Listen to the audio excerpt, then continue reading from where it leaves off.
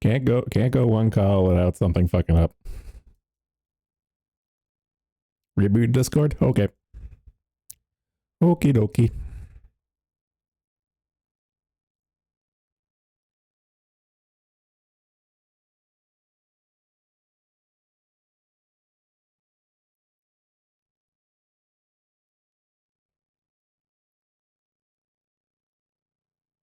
We'll get we'll get the talking to off Kai nonsense in a bit. Me and Porean got to get our cubetism out of the way first. As soon as we can get up and running. Soon, TM.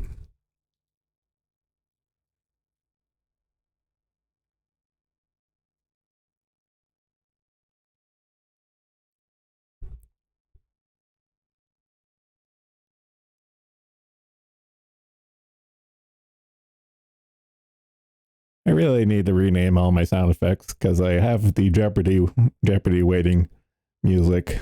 I can't remember what it's called exactly. It's gonna bug me now.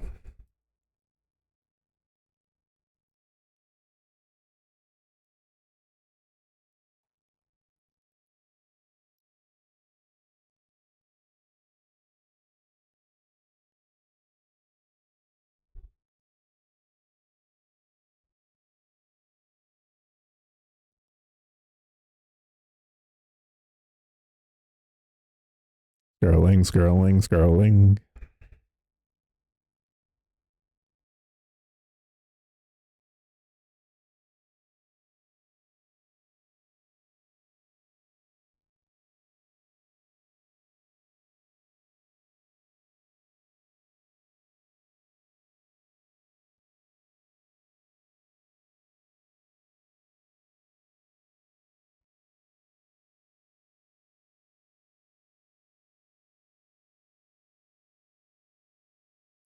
I don't think I have it on there. Add it to the list. Jeopardy.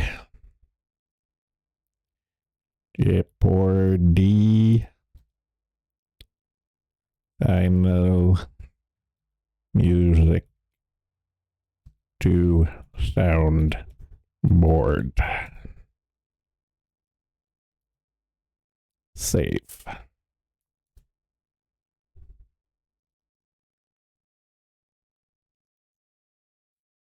I think Porean might have had to restart his computer. Jesus.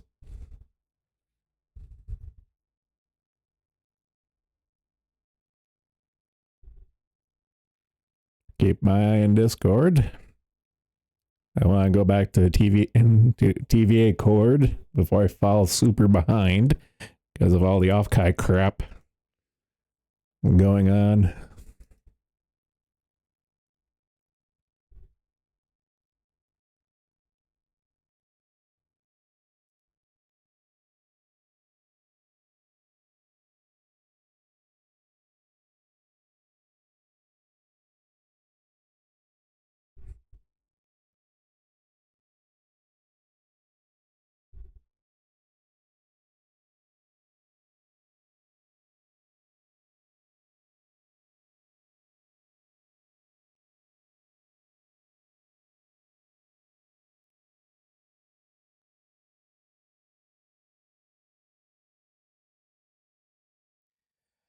Oh, Dana, you silly little sheep.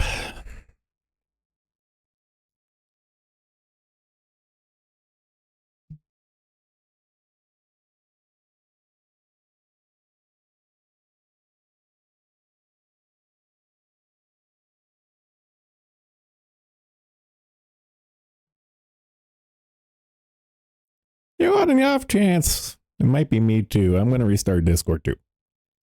Shits and giggles.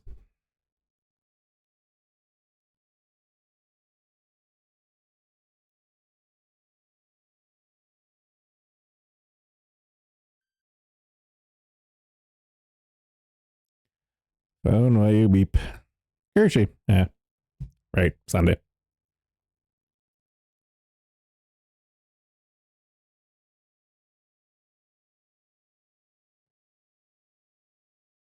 Nope. Still not barring. Back to the gay cord.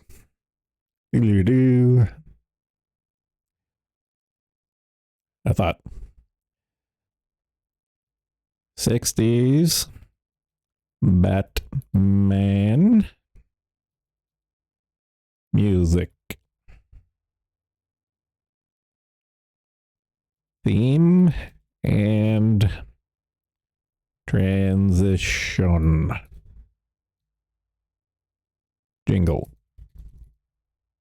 Save. Porean elected to restart Discord, and that's the last we ever heard from him.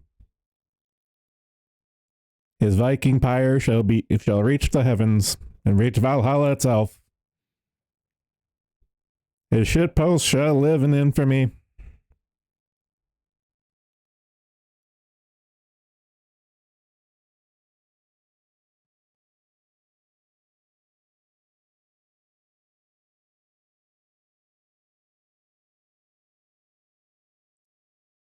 Moth not posting bug porn in the wall scribblings. This is a change.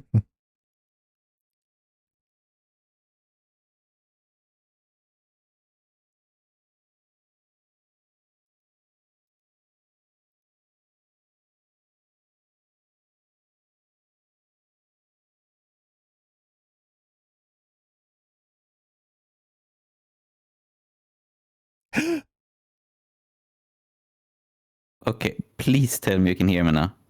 Yes, I can actually hear you. I have never had such audio issues in my entire life. My computer blue screened twice from changing my audio settings. Discord does not enjoy when you change input bitrate inside of it. Yeah, and it looks like you need to relog into Fugi on your browser. Yeah, it crashed twice. My fucking computer blue screened. It was great. Well, if it makes you feel any better, you are quite intimate with my audio issues, so it seems to be an epidemic. Yeah, I was just hoping I would be spared. Okay, I should be logged into Fugi now. Because I can see you in the group. Might take a minute to kick in on OBS, unless I turn it on and off. Yeah, we'll see. Worst case scenario, I do have your picture on standby. Nothing can work right, can it, ever? No, it can't. Speaking of nothing working right, Yeah. Cube Japan. Well, okay. I liked it. Yeah, I mean, I liked it more than I thought I would, because at first I was a little bit, not very, that's not the word, but I was almost a little disappointed, because when you first watch it seems so faithful that I was really like, is this even really necessary when it's this close to the source material? Like, does this add anything really? So it's like I was kind of wondering, like, is it going to be something extra here? Is it going to be something special? Because the way you recommended it, I could clearly tell that it was more than just a good movie or like a good remake. Clearly, you had something in mind when you recommended it. And having seen it now, I do understand why you found it interesting. It's just good. I'm very hesitant to say it's a great movie, go fucking watch it. Yeah, but it's like, as far as a Cube movie goes, it's at least on par with the original. Yeah, I mean, if you're one of the long-suffering Cube fans, Cube heads, whatever you want to call us, I suppose, you really should watch it, because I was quite surprised that, first of all, Cube got a remake. It's like one tier below movies that get remakes. Secondly, that it was in Japan, because I personally have never seen Cube get referenced in anything Japanese, because you can often, I mean, they love their references. Yeah. You know. But I never really seen Cube get referenced. So that was quite a surprise to see. And I really did enjoy it. Like, I was hooked for the whole 1 hour 48 minutes of it.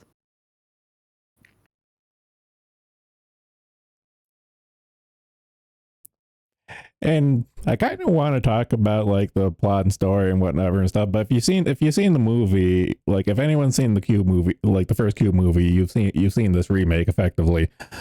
Like there's a couple of tweaks to it and stuff, but nothing major. For being honest. I Like mean, should we assume anyone listening has like familiarity with Cube or does not mind being spoiled? I suppose because it's very hard to talk about otherwise. They had their chance to watch it with us. Spoilers are a go. That's true. Well, like it is very much the same movie in a lot of ways, with like slight twists on the characters. Because that was like the first thing I noticed was the fact that well, in this he wasn't a thief, right? Because that's the big thing in the original Cube, that they make a big deal out of one of them being a thief or like a escape artist who has escaped from, I think it was like, yeah, there wasn't really one of those. No, because that is the what's his name? I'm actually gonna IMDb so I can say the names, because I remember like 3 of the names. Oh, as far as the Japanese character names goes, I can't remember shit. Same thing with the original. I can't remember names. I just know like like the hero, the autistic guy, the serial killer, the fake. It's like da da da da da da da da.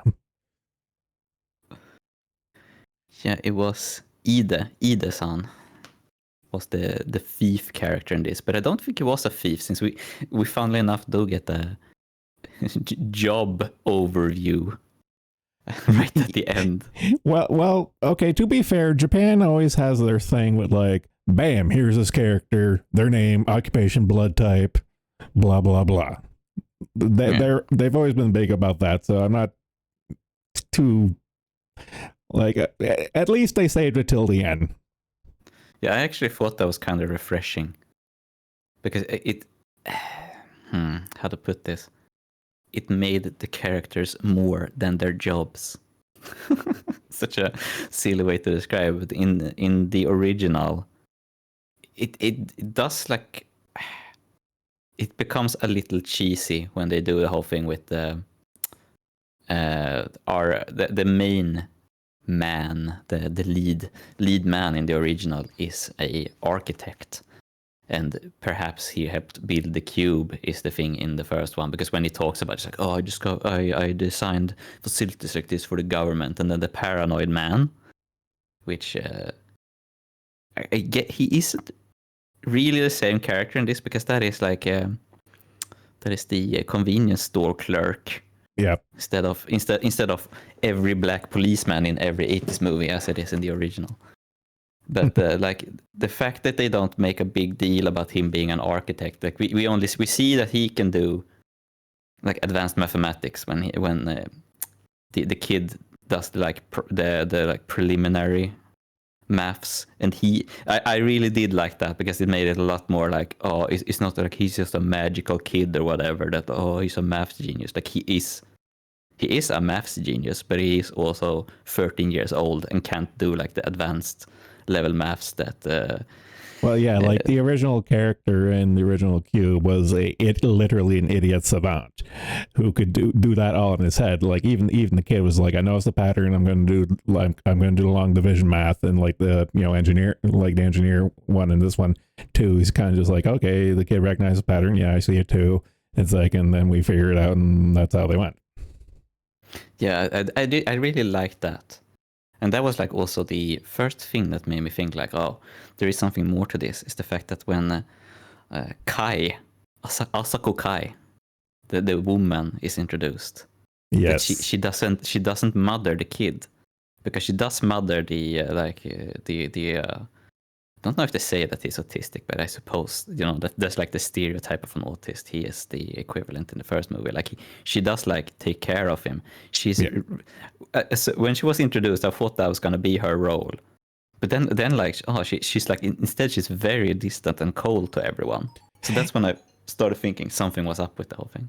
Well, yeah, the spoiler for her character arc is that she's the surveillance android there to observe them and stuff. And that was the thing when I told you, is like, there's going to be a character, and I called it right off the bat. I'm kind of curious to see if you noticed too, and that was the character in question, where I was like, okay, she's the plant. Yeah, like she was so different that it was like, so fucking, someone is calling me. God damn it! Give me a second. Yeah, sure.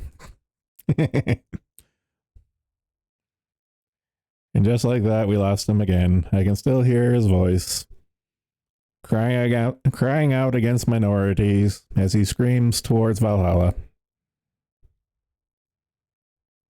His shitposts will live on in infamy. Many will try to reclaim and improve upon them, but it shall be doomed to failure.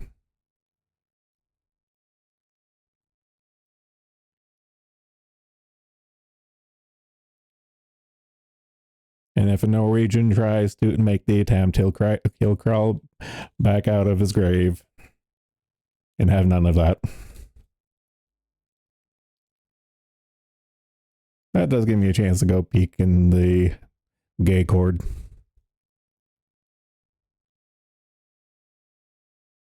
Oh, that. 54 messages, motherfucker. And as soon as I turned my head to talk about Cube, it would just be like leaps and bounds. I haven't even looked at the thread yet. God damn.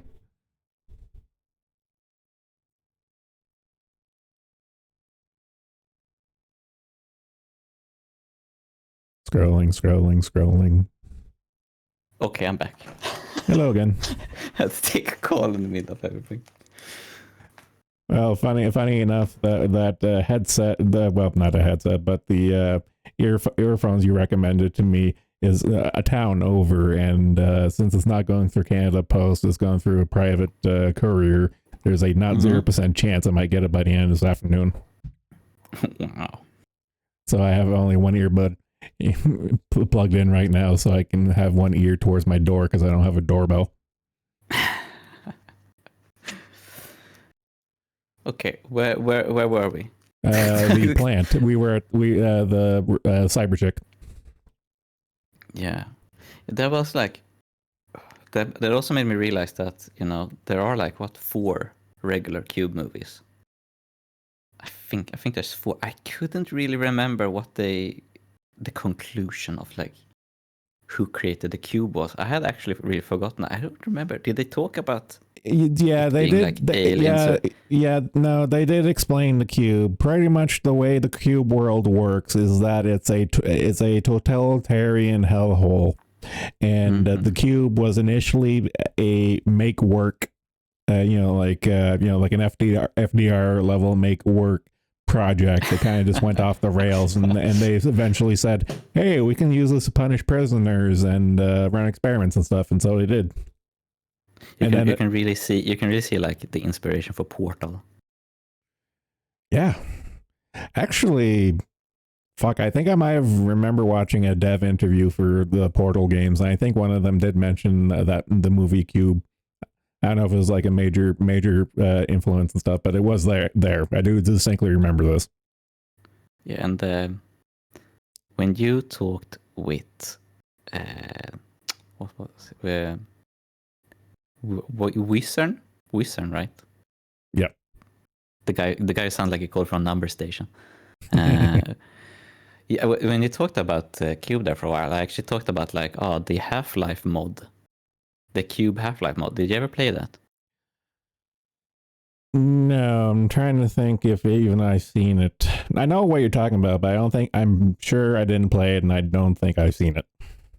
Because that was so popular that I know, I say as if I know. I don't actually know. I recall that Valve actually talked about that mod itself being so popular that it might actually have had some effect on Portal, since Portal was like a student product to begin with, and then they got brought into the bigger studio. So I think that might actually have like helped inspire Portal a little. And that mod was actually how I found out about Cube the movie. It was through that mod. So My discovery of Cube is that we pirated American satellite TV, and one of our channels was the Sci-Fi Channel back when that was actually still the Sci-Fi Channel. And I Yeah, just remember, it is an sci-fi original as well, right? yes, it is a Sci-Fi original movie, and I remember the first trailer for it, like the first commercial for it and stuff, and I was just like, "Oh, this is gonna be awesome," and it was. Like I remember watching it at broadcast; it was great. Yeah, I mean, like, there was that like early, late 90s, mid 80s. It had like, if you just wanted like a good movie that wasn't like too deep and had a bit of horror, had a bit of action, man, that was the time. There's so many good movies that came from that era. It is pretty ridiculous. Well, yeah, like I would say specifically like the 90s in general was just a master time, like the last major hurrah for a lot of media and things in general and stuff. It was Indeed. like 80s and 90s were like the golden the two golden decades, like back to back. It's like bam bam. Yeah, certainly. Like technology advancing and entertainment actually like keeping up and really being able to use it as well. Yeah. I must say, like in the when we are talking about Cube still. I was kind of surprised that the effects were as good as they were, because you could see, I mean, you could see it was CGI, of course, but it was actually pretty well done. I was expecting like worse effects, because I don't know, it's not like it was like a mega high budget release or anything. So I was actually kind of impressed, and I did like, especially the last trap. I really enjoyed that fucking Yeah. metal tree. Yeah, that was a good I, trap. I've seen that is something like Japanese as well, because I've seen that effect before in like video games and anime and stuff. They do like that, like getting pierced and then like it's sprouting inside of someone. Well, just watch any JAV porn and you see all the stuff they shove into them. So I don't know, maybe there's some underlying issues that no one wants to talk about. I mean, that's a very 70s feminist interpretation. Like everything that is penetration is like it's a penis, obviously. Oh, yes, clearly. Okay, Uh, yeah, but I'm just kind of just browsing the Wikipedia page and just looking. It's like, where the fuck are all the sequels?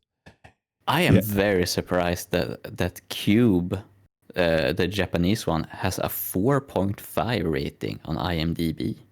no one gives a shit about ratings anymore. They don't mean shit. I get a little frustrated when people are wrong, so blatantly wrong as they are in this case. That is a little frustrating, I must say. Okay, so Cube 2, Cube 0, aka Cube 3. And then the remake is like the Japanese remake we watched is the fourth. Okay, yeah, because it's Cube, Hypercube. Cube 0. Oh yeah, Cube Zero, yeah. Man, I've entirely forgotten Cube Zero. I wasn't a big fan of Hypercube either. Like those two, like Cube 2 and Cube 0. I didn't really like them because they ruined why Cube is so good. Is that you don't explain it. Just it's like zombies. You don't explain it. Just don't. Yeah. What? Huh? Why is there a short film called Cube Free? Where are you seeing this? IMDb. Oh, it's a fan film. Okay, yeah, I do remember. I was looking up TV tropes for the Japanese Cube the other day and stuff, and I did see a link to the Cube 3 fan thing. Okay, I hate that shit with IMDb. Like, oh, fucking Nostalgia Critic is has like seasons and shit on IMDb too. Like, oh, it muddles it.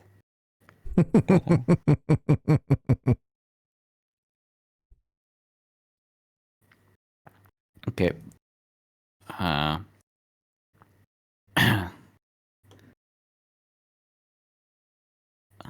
Well, it was really interesting, like how the ending was similar to Cube One's ending. Since it is like the Cube One is like, all right, you get to see him, the Spurg, Yeah. ride the elevator up into the light. But that one, that is even more like ambiguous what happens, because he. Yeah, like the original. Like the original movie's ending was like straight up ambiguous because just fade to white. Well, okay, brighten to white or whatever, and it's just like done, no explanation. Great. I was okay with the Japanese ending of it cycling back. Like the reveal that she was the plant, and it's like, okay, the next batch comes in. It's like, okay, that's kind of neat. I'm okay with that ending.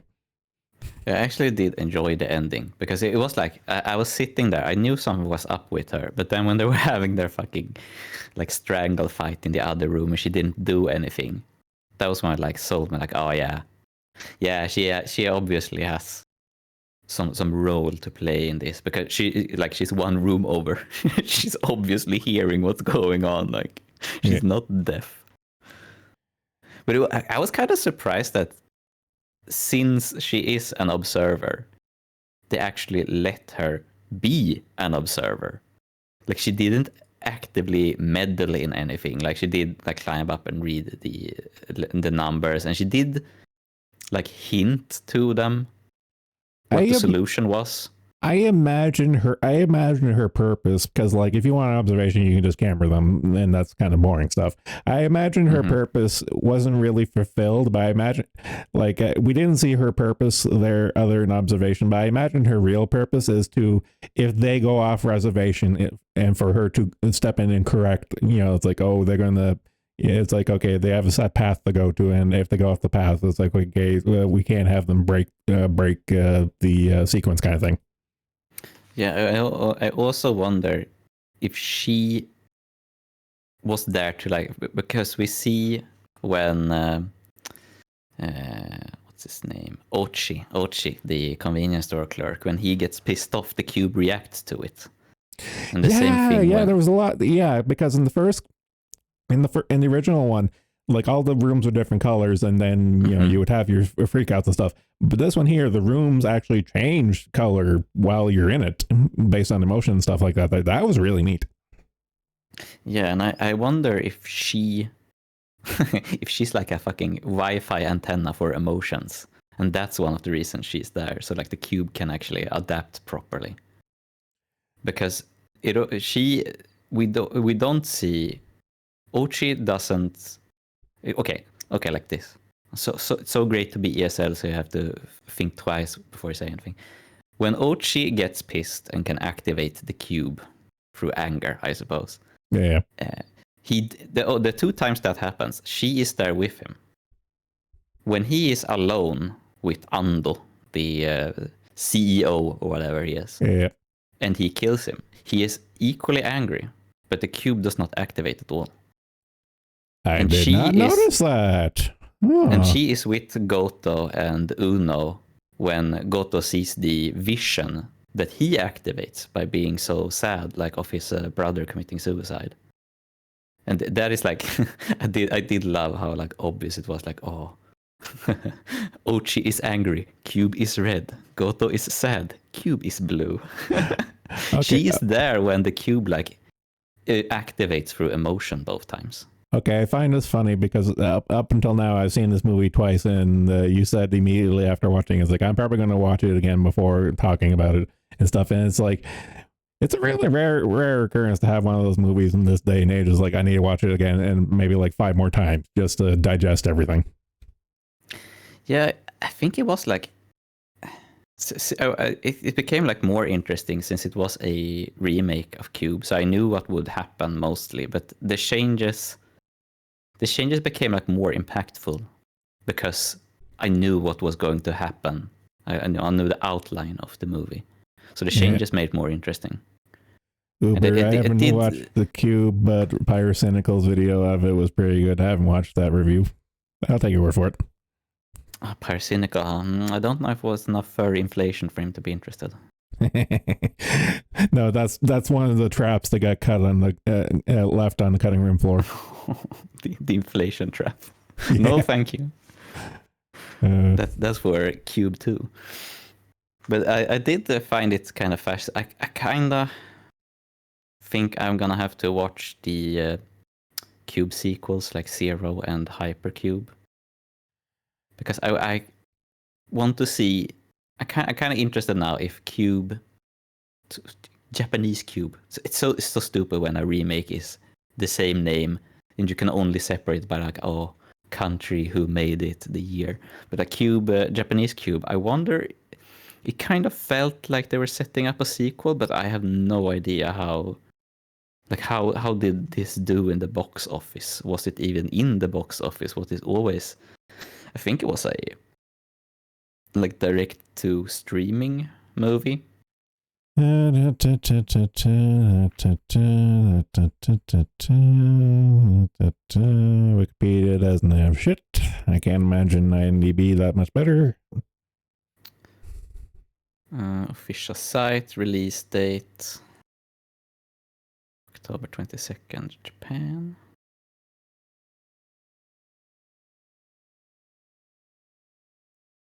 There's so little information about this. Yeah, that's what I figured. Not terribly surprised.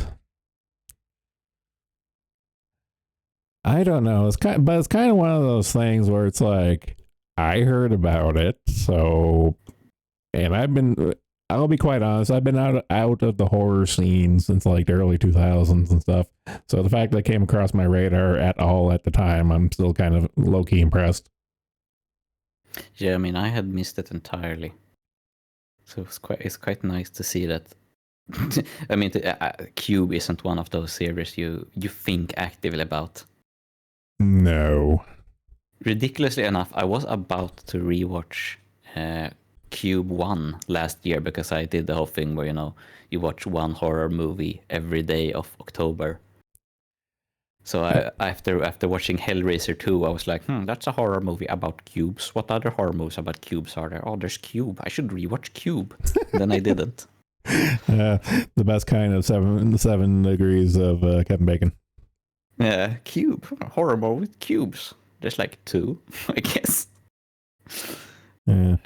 Yeah, like they didn't use terribly a lot of CGI, and I can't imagine it much like the original Cube. They probably only made like the one set. So yeah. It probably wasn't like super high budget. I mean, just looking at the production companies like Aeon Entertainment, I've seen a bunch of other stuff. Pony Canyon is super big, but Pony Canyon is in like every fucking anime and Japanese movie, it feels like. So I had to go through a mental Rolodex. It's like I know which company you're talking about now. Yeah, because Pony Canyon owns like a ton of music stuff. Like almost every anime OP is somehow connected to Pony Canyon. It's pretty crazy. Yeah, it's kind of one of those low key big ones that don't really super advertise themselves. Like I know everyone knows Katakawa by now and stuff, but for the longest time they were kind of just like kind of back there in the back wing, but they secretly own everything, kind of thing. It's only been like in the last like 5 or so years they really like, okay, we're gonna make our brand front and center now for no apparent reason. Yeah, and they're doing like they're separating like novels and manga and stuff as well. Like that's also the whole fucking every Japanese company has like 87 fucking tendrils that sometimes work together, sometimes against each other. To be fair, Kadokawa, I think it was a publication company first before they got into animation. I'm pretty damn sure, because the first time I ever heard about Kadokawa was that they were the publishers for the Parasite Eve novel. Yeah. Kadokawa publishes a ton of manga and regular novels and stuff. I think that's like their purpose. Yeah. But I mean, it's like it's kind of funny when you look at like Sony, who has like 10 branches, and you look at how the like the PlayStation got made. it was like a lot of it was the music branch trying to push a project through, and the rest of the company like didn't give a shit. But like one branch of a company can do their own projects, and sometimes you see like, oh, Sony this sponsors this movie, and also Sony this other thing sponsors this movie. It's like, wow. And then we look at more recent things for Sony history, including their foray into VTuberdom. and you're like, I wish Sony didn't sponsor this, in fact. There is a big interview with Vincenzo Natali, who made the original Cube here. Unfortunately, it's all in Japanese, and I can only understand when it says Cube within brackets. I'm sure there's a subtitle fan translation somewhere in some forum. It seems like one of those super niche interview kind of things and stuff that wouldn't end up on or something. It'd have to be like on 2chan or somewhere. Yeah, or someone's fucking WordPress or something. Oh god. Really fucking surprised me. Yeah, but it was a really great movie, and I did enjoy that it had enough character of its own to actually stand out from the original. Like it was its own thing after all. Yeah, I liked it. Like honestly, if I have to really, I have to really kind of like dig for any legitimate criticisms, and my only real gripe with it is I don't know how to feel about the flashbacks. It's just like, okay. I know they have to explain his brother committed suicide and he failed his brother. I get that. They had to explain it somehow. So not really much you can get around that. There was one problem I had with the flashbacks is that, like, obviously in this timeline, I suppose, like the Cube Japanese timeline, the Cube is like a punishment for sinners, I suppose. That does seem to be like why people are placed in the Cube. Okay. I would go as so far to say that one of the writers or maybe director, someone involved with this movie, wanted to slip in a bit of Saw ishness to it, like the punish the sinners. It's like it's like you have to learn why you're here and you need to value life. Blah blah blah. I get why you say that, but I think it's actually a Buddhist thing. That makes sense. Because that's a really common one. Like you get put in a Buddhist hell and you have to get out. Have you ever heard or read the story about like the spider's thread? Yeah. No. The instant you said the Buddhist thing, it all the Buddhist teachings came screaming back at me. And it's like, yeah, you're right. I got the feeling it was like one of those, like, purify the sinners thing, and especially the ending, actually, because it didn't say that people died. People die when they are killed. Well, not in Cube, it seems. I know, but it also kind of leads into the maybe sequel, because like the main character, even though like he looked like he got as hella stabbed from all his injuries, but then he woke up and walked off. So, but I actually saw it as okay. Basically, I sort of saw it like that. This was a very direct analogy of Buddhist hells, and like not only Buddhist. It's more like all the dharmic religions. They have this concept where you're reborn from your karmic weight, so to speak. I saw it as they did not actually die. They got sent down to a lower hell that they then have to get out of again. And I think like the elevator was always there in the original too, but I think for someone who is in a Buddhist culture, it makes sense. Yeah, like the elevators. The elevator's presence in this movie has a bit more weight to it. And I think actually that one of the things that made me think about it even more as a Buddhist thing was what Kai said, our AI woman, that she said, what if the outside isn't better at all? Like he's not. That made me feel like, oh, maybe he's not finished with the tests. Maybe there's a new cube he has to get out of after this. It's like, okay, congratulations, you completed level 0. It's like, what? Yeah, and I also think that the Andos, like the CEO's inclusion, made me think even more about like Buddhist hells and such, because he is very proud of being cruel to his workers and that he's cheated people and such. And in the Dharmic religions, like before you become a human, if you are reincarnated, you are actually more powerful beings, like vampires.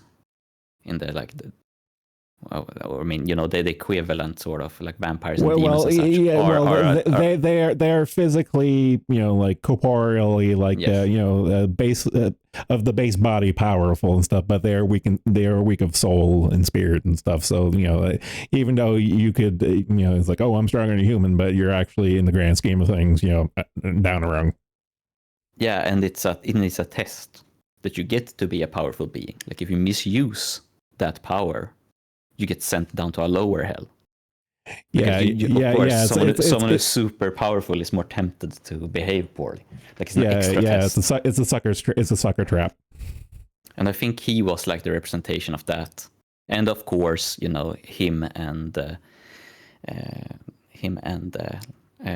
Ochi was this very obvious like young versus old that is so common in Japanese media for good reasons. I know it's kind of okay. How do I phrase this? It'd be kind of funny to watch someone who's not really versed in dweeb or Eastern anything, whatever, watch this movie and has also seen the original stuff. But with us having a weeb background stuff, like a lot of these Japanese or Eastern nuances, I kind of didn't really think about it and stuff because I see it all the time in anime and other Japanese movies and stuff. So I just didn't really think about it too much. Yeah, I mean, we have because we like weeaboo stuff, we have like a translation layer where we can see the message instantly without having to think about it. Yeah, but one fascinating thing that I just have to say, like with this whole like young versus old thing, have you? I mean, you've seen anime like for a long time, and this sentiment has been like brewing since basically like the 90s. Like as soon as the bubble big like bubble burst, this sentiment is brewing. Have you ever thought about that is becoming like very relevant in the Western world now, and it almost exactly the same way with people like hating on the boomers? Yeah, but my thought with that there in relation to, like, we saw what happened with the Japanese bubble, and it goes out saying the Western bubble, read the American bubble, is way bigger. The scale is astronomically different in that it's fucking huge. So the way Japan air quotes dealt with their bubble bursting, I am scared shitless about our prospects for that. Yeah, of course, but I was thinking more like just as like a cultural concept of young versus old becoming like more relevant in very similar way. Because imagine if you'd made like a Cube remake, you could absolutely have Ando and Ochi be the same characters, just that Ochi would be like a PhD in philosophy who was a barista at Starbucks or something instead. No, yeah, I can totally see that. Because it's and I also, you know what? The more I talk about Cube, this Cube remake, the more I like it. Actually, I think people might have misjudged it.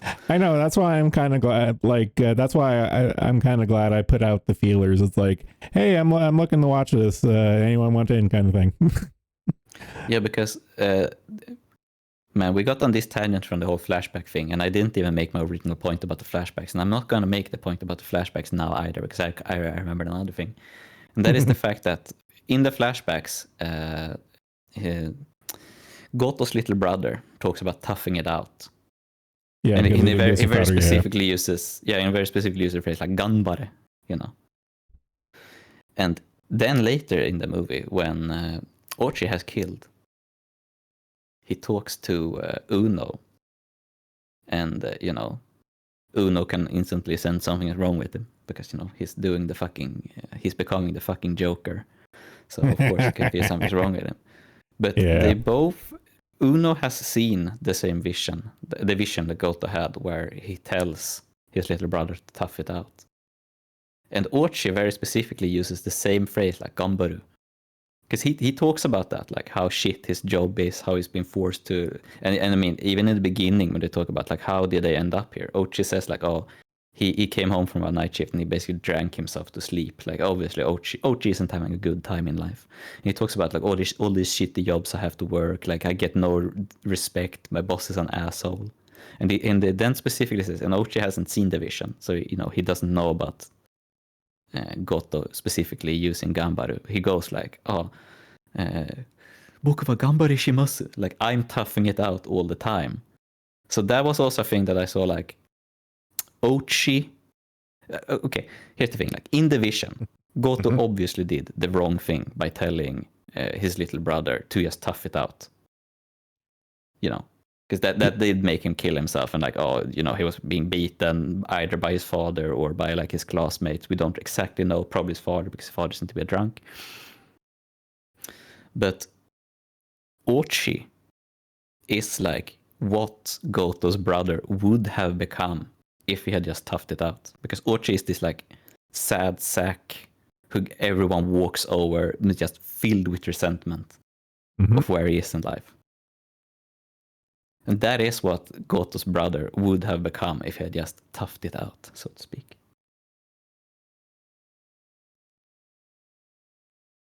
Huh.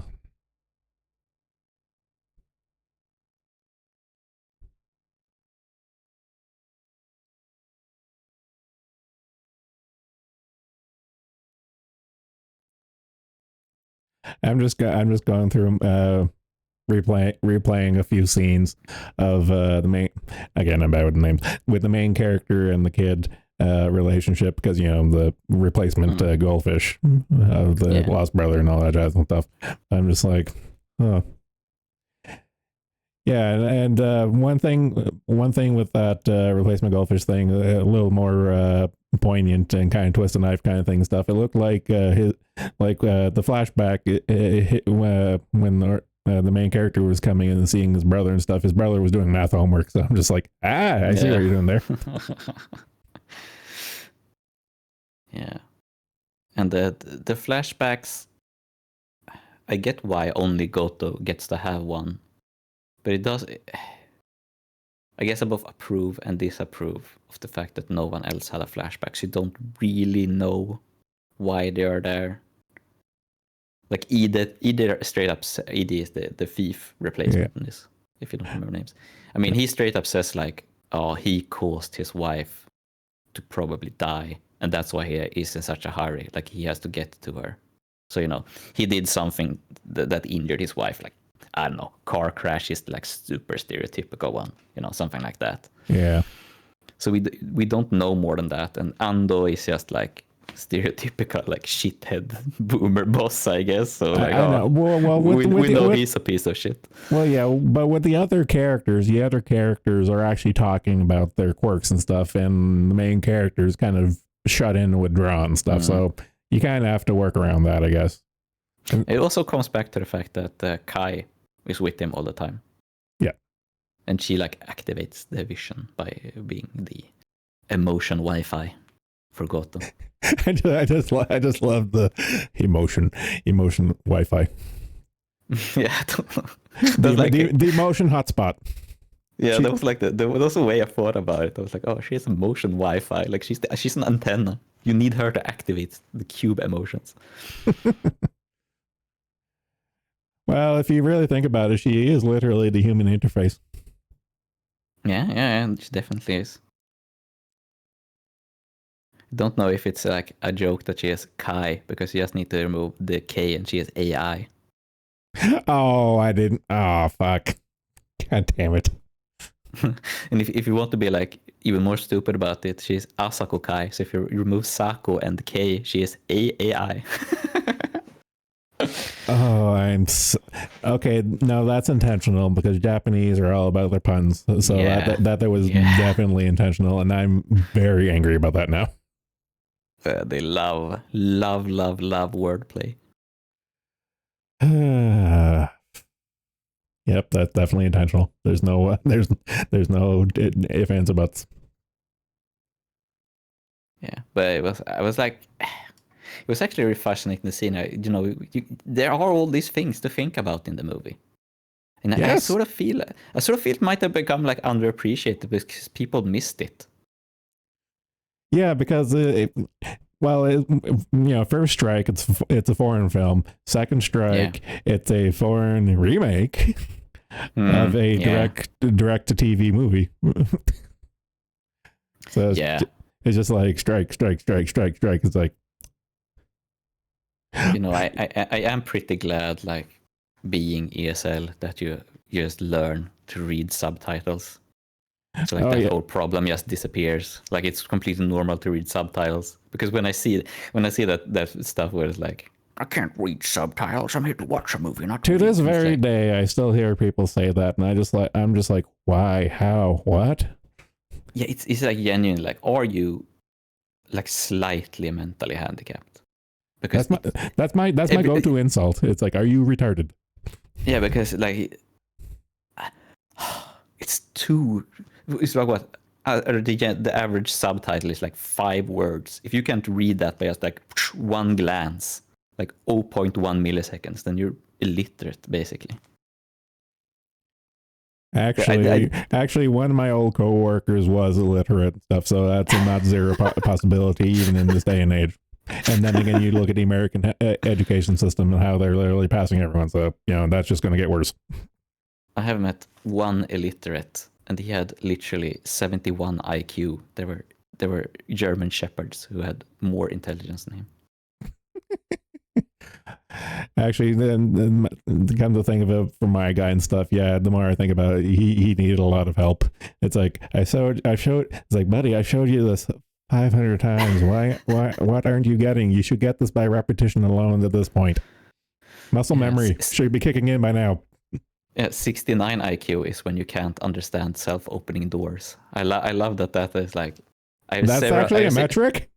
Yeah, I've seen that actually in like education and stuff. Like, you got a teaching background, right? that was actually one of the examples, like 69 IQ and you don't understand self-opening doors, like you walk into them. And that is also a funny measurement, because it is like German shepherds are one of the smarter dogs, and they have like on average 69 IQ. They can understand it. There are some people who don't understand self-opening doors. Okay. This here fact just made my day even more from all the shit we've been seeing. It is pretty hilarious when you think about it, that someone can be dumber than a German shepherd. That is like one hell of a thing to think about.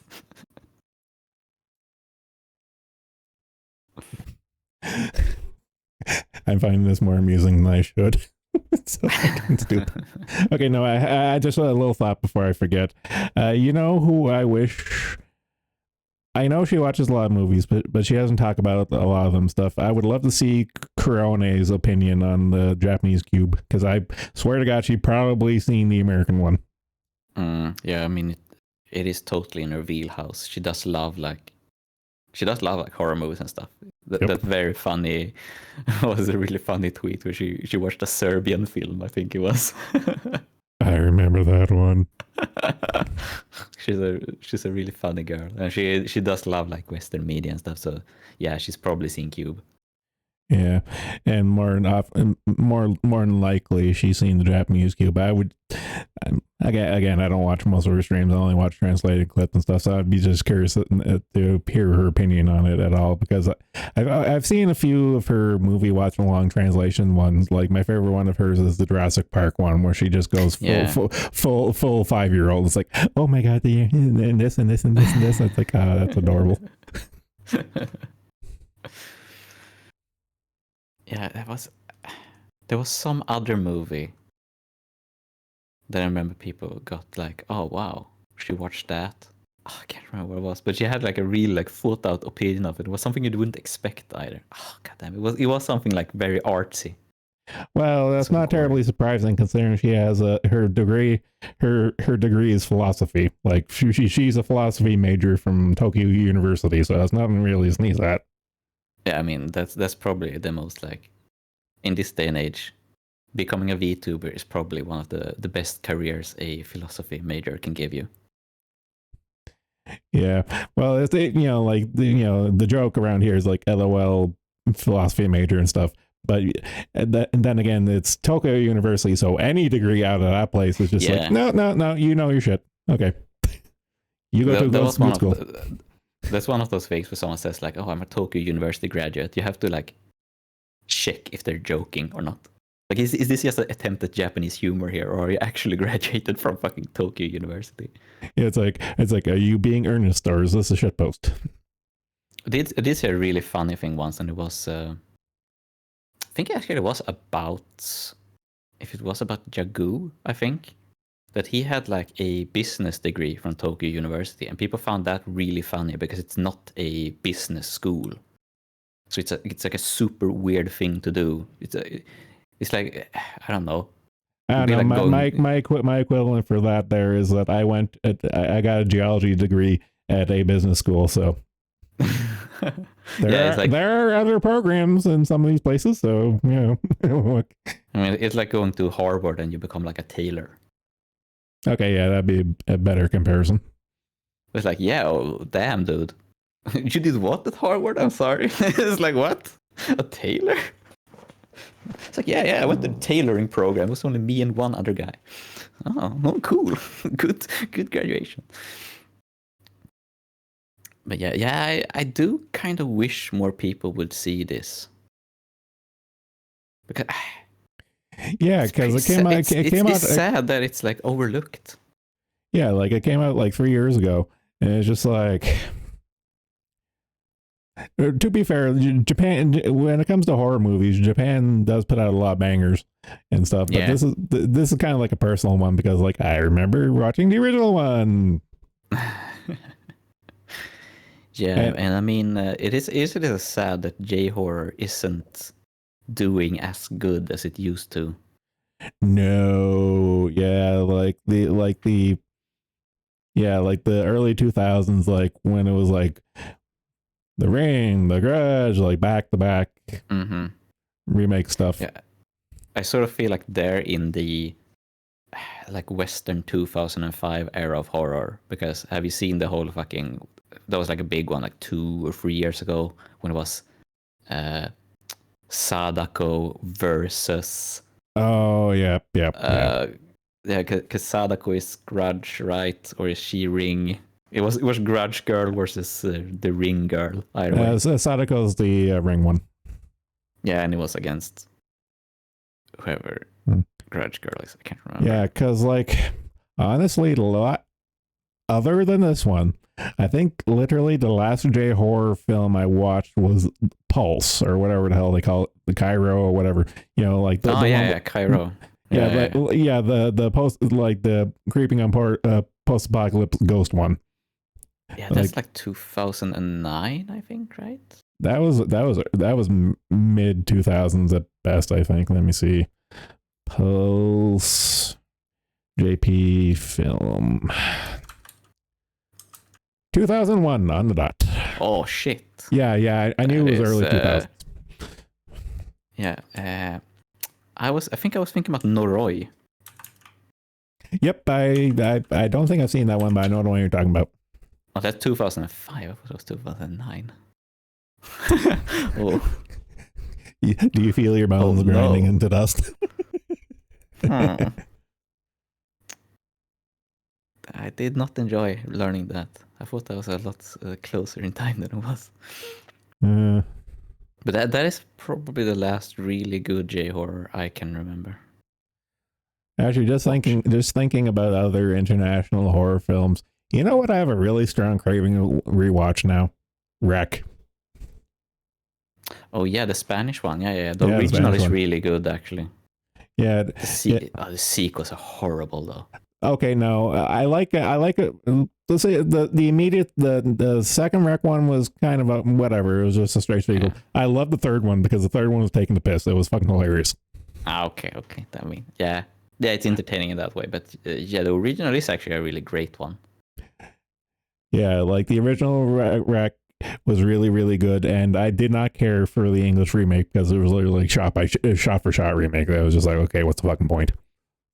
To be honest, I did not even know there was an English remake, though I am not surprised. I think there was, there was an English remake, and I think that one, I think it has a sequel too. Don't quote me on that. God damn it! Oh, Yeah, that's great. Like sequel to the remake. I know. But that one's great. I know. If you haven't seen Noroi, you really should. That is actually a really good one.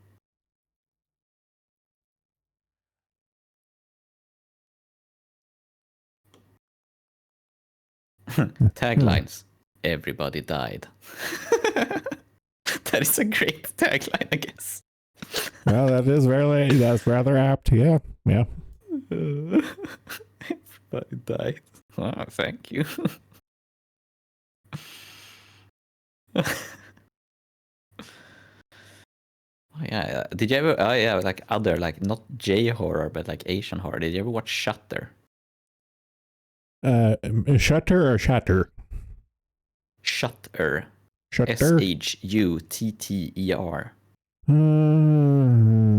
My mind is immediately going to Shutter Island, which I know I saw, but Shutter, no, I don't think I did. Because that is a Thai horror movie, and I think it's probably like the number one most famous Thai movie at all. I know it's the only one that had like any international penetration. It is a very good horror movie. It actually like it is one where the story doesn't go exactly where you think it will. It actually kind of tricks a lot of people where it is going. It is a very good movie. And not just a good horror movie. It is a really good movie. It's about a photographer, and the way he, as a photographer, he takes a lot of photographs, and he starts seeing mysterious like beings in the corners of photographs after an accident he and his girlfriend are involved in. I swear, okay, I recognize the movie poster, but I swear there must be a Western remake of it because I'm just looking. Yeah, as you're saying it, as I'm reading the entry and stuff, I swear to God, I've seen this plot before.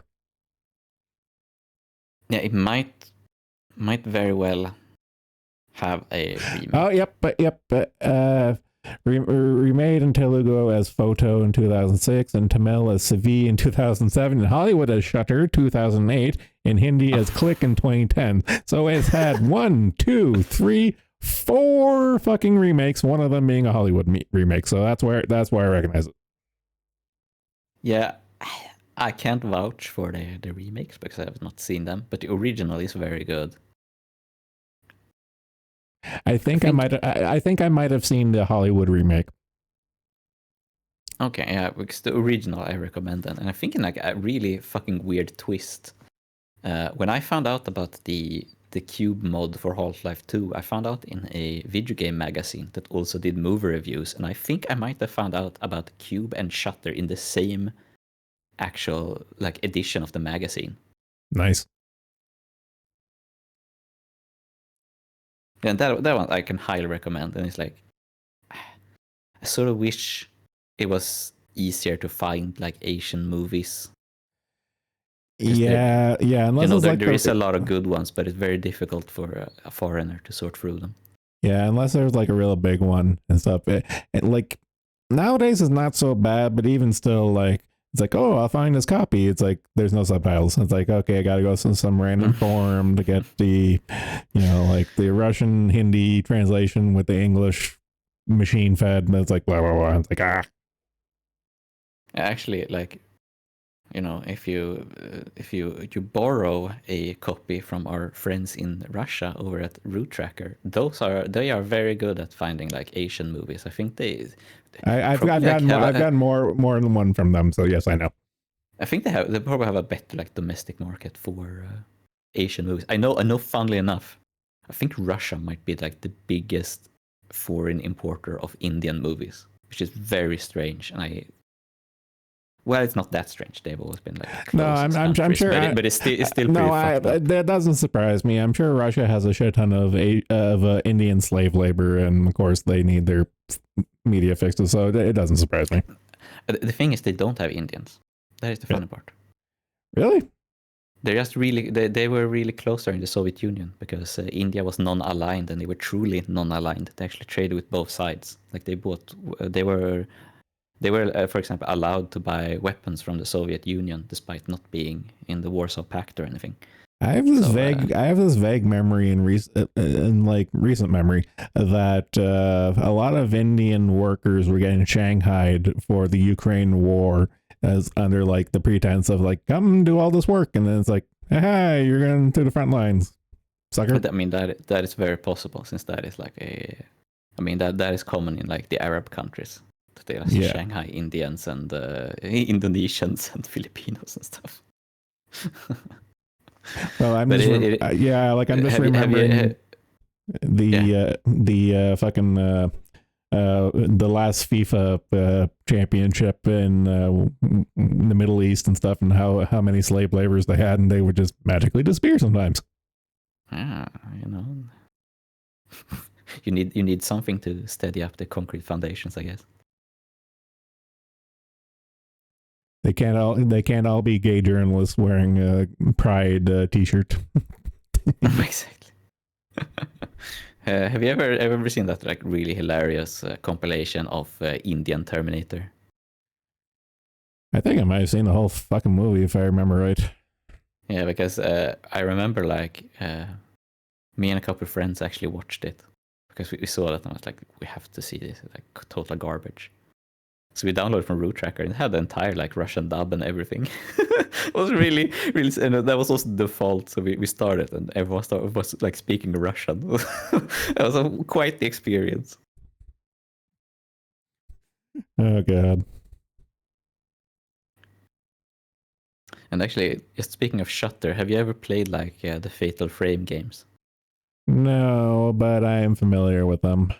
Because I do think like Shutter is kind of quite heavily inspired by them actually, and they're like the right time.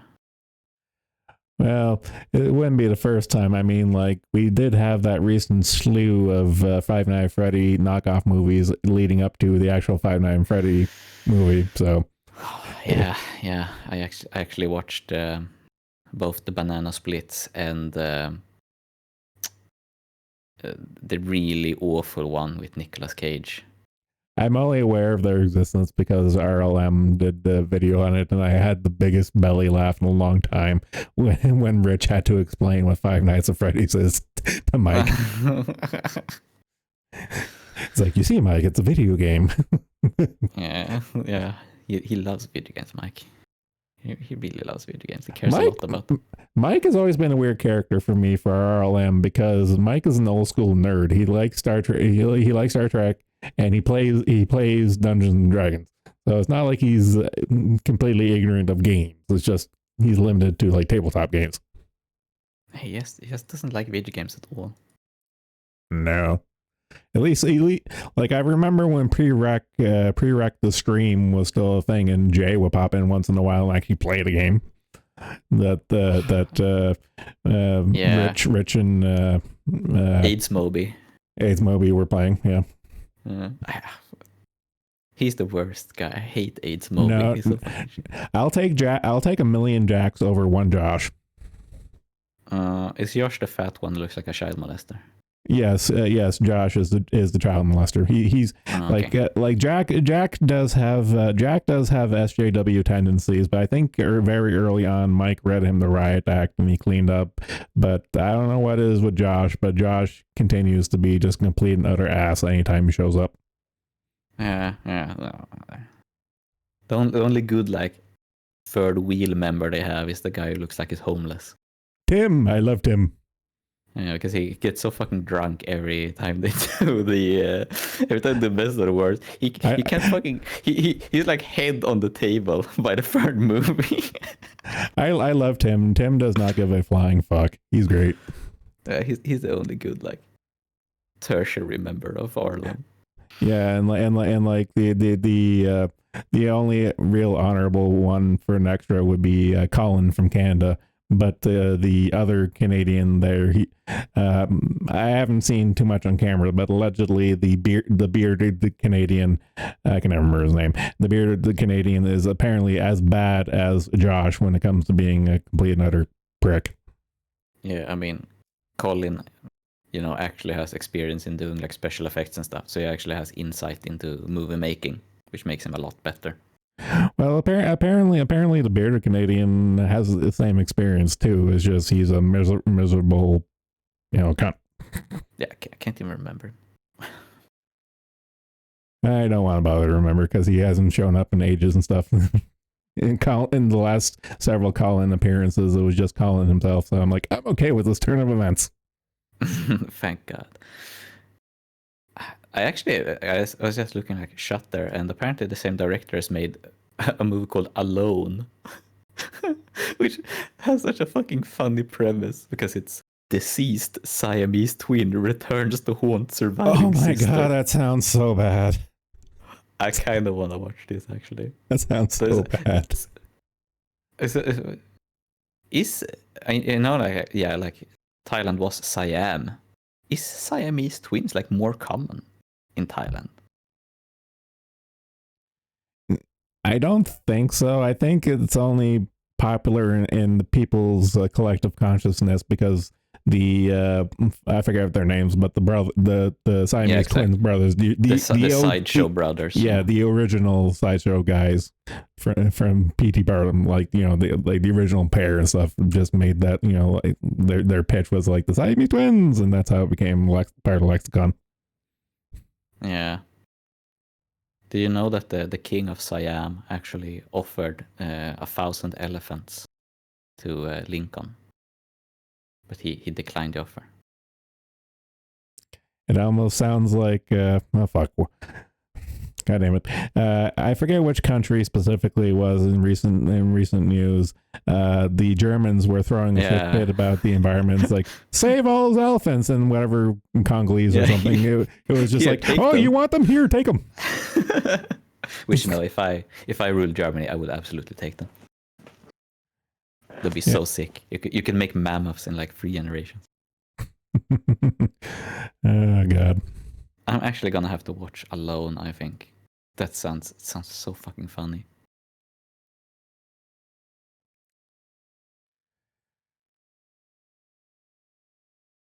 Are you quite not? What's that with the ruchings? I think you might have heard when we talked about Indian movies having Russian dubs. yeah, the Russian senses were tingling. It's like, huh? They're talking shit about me again. It's like, no, you're not Dazzle. We don't talk shit about you. Yeah, hasn't embarrassed himself so much. Oh God. Marketed as a sequel to Shutter in Brazil. Oh, okay. I know we give shit to Brazil and stuff, but it is the big happening spot when it comes to South America and stuff. Like I know a lot of metal bands and stuff that come out of Brazil and stuff. So yeah. When I was a punk rocker, I used to listen to Ratos de Porão. That's like a big Brazilian punk band. I was never really into punk. I was pretty much early on a metalhead. Proper. Yeah, I mean, I've also listened to a lot of metal music, but I think I'm more of a punk rocker in my soul. Maybe I'm actually a goth now that I think about it. I think I might actually be goth. I'm just so thankful. I'm completely and utterly thankful I skipped out on the whole grunge phase. Yeah, I had one classmate who was really into grunge, like 10 years too late when I went to school. Very strange. So you mean 10 years after Kurt Cobain fucking killed himself? He killed himself in 94, right? Yep. Oh, shit, my friend was 14 years too late. This was in like junior high. Oh my God, I'm just having a brain blast moment right now, Googling. I was looking at like Spanish metal bands I actually like. The only one I could remember off the top of my head was Il Nino. I'm like, where the fuck are they from? And I was thinking like either Central or South America, but they're from fucking New Jersey.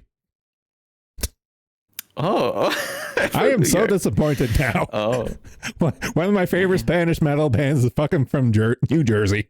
God damn it. oh yeah, my cousin loved Il Nino. Wasn't the front man a famous skater?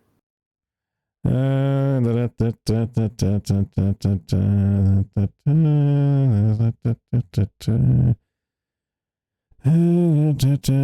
guitar, they had a fuck ton of guitars. Jesus Christ. They went through guitars like whores. Jesus Christ. Lead guitar. Okay, Mark Rizzo. Have you Luster? Just this Hoyo. I was never big into the skating scene, so I wouldn't recognize any of them other than Tony Hawk. Yeah, my cousin was actually quite like a serious skater, and so was I growing up. So, that is a cool. Yeah, that is a cool cat. Hey, cat, that's a cool cat. I'm getting like chic skate stores when I search El Nino.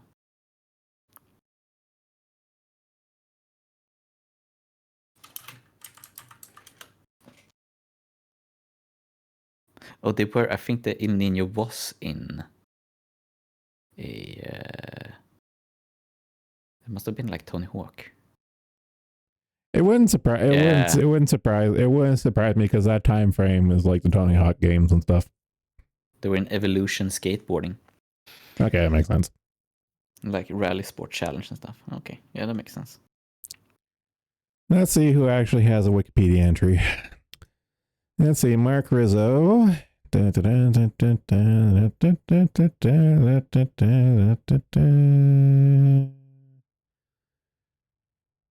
a lot of endorsements. Let's see anything about skating. So Dave Chavari. Nope, nothing. This is going to bug me out. I probably associated with skating due to my cousin being a skater. Could be that too. He loved fucking El Nino and 30 Seconds to Mars. I have a love-hate relationship with 30 Seconds to Mars, but then again, it's because those two brothers effectively run a sex cult. So I feel uncomfortable listening to their music. Yeah, I was so surprised when I knew who Jared Leto was as an actor, but I had no idea he was the singer of 30 Seconds to Mars. I was so fucking surprised when I learned it, because I learned it in like 2021. So well, no, I always knew that him and his brother had a band. What I've learned later on was the sex cult thing when I was looking deeper into the band when I really got into him. And it's like oh, okay, I fucked up. Yeah, I was like, oh my god, that was the band my cousin listened to all the time. Fucking Jared Leto was in there.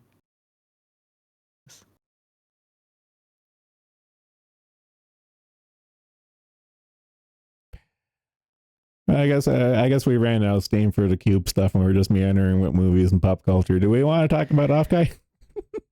I mean, we can. And if anyone's if anyone's listening and wants to call in and opine upon the Offguy nonsense and stuff, you're more than welcome to. Yeah, I'm not like. I'm kind of just treading water with all the revelations that have transpired over it. I'm like not 100% convinced of all conspiracy as of now, but it certainly seems that something is rotten in the state of Offguy. Well, the thing is, I believe it's a combination of everything. In that there is gross incompetence going on, but there's also gross maliciousness going on. Yeah, and the problem with conventions is that they are so volunteer-based, so it's very, very hard to separate incompetence from ill intent. Yeah, but and it's also kind of one of those things like all the people there that are being little booty blasted bothers that are trying to run these gay ops and stuff. It's just a clown show slash amateur hour and stuff. So like a bunch of people I've been seeing in the Discord saying like, I'm here and I'm going to have receipts once everything's over and done with. I kind of actually do believe them and stuff of stuff going down, and I'm sure we're going to be hearing a lot more once it wraps up. The thing is, if we find someone else who is connected to Offguy, because now it's like the one moderator dude, the one volunteer. Yeah.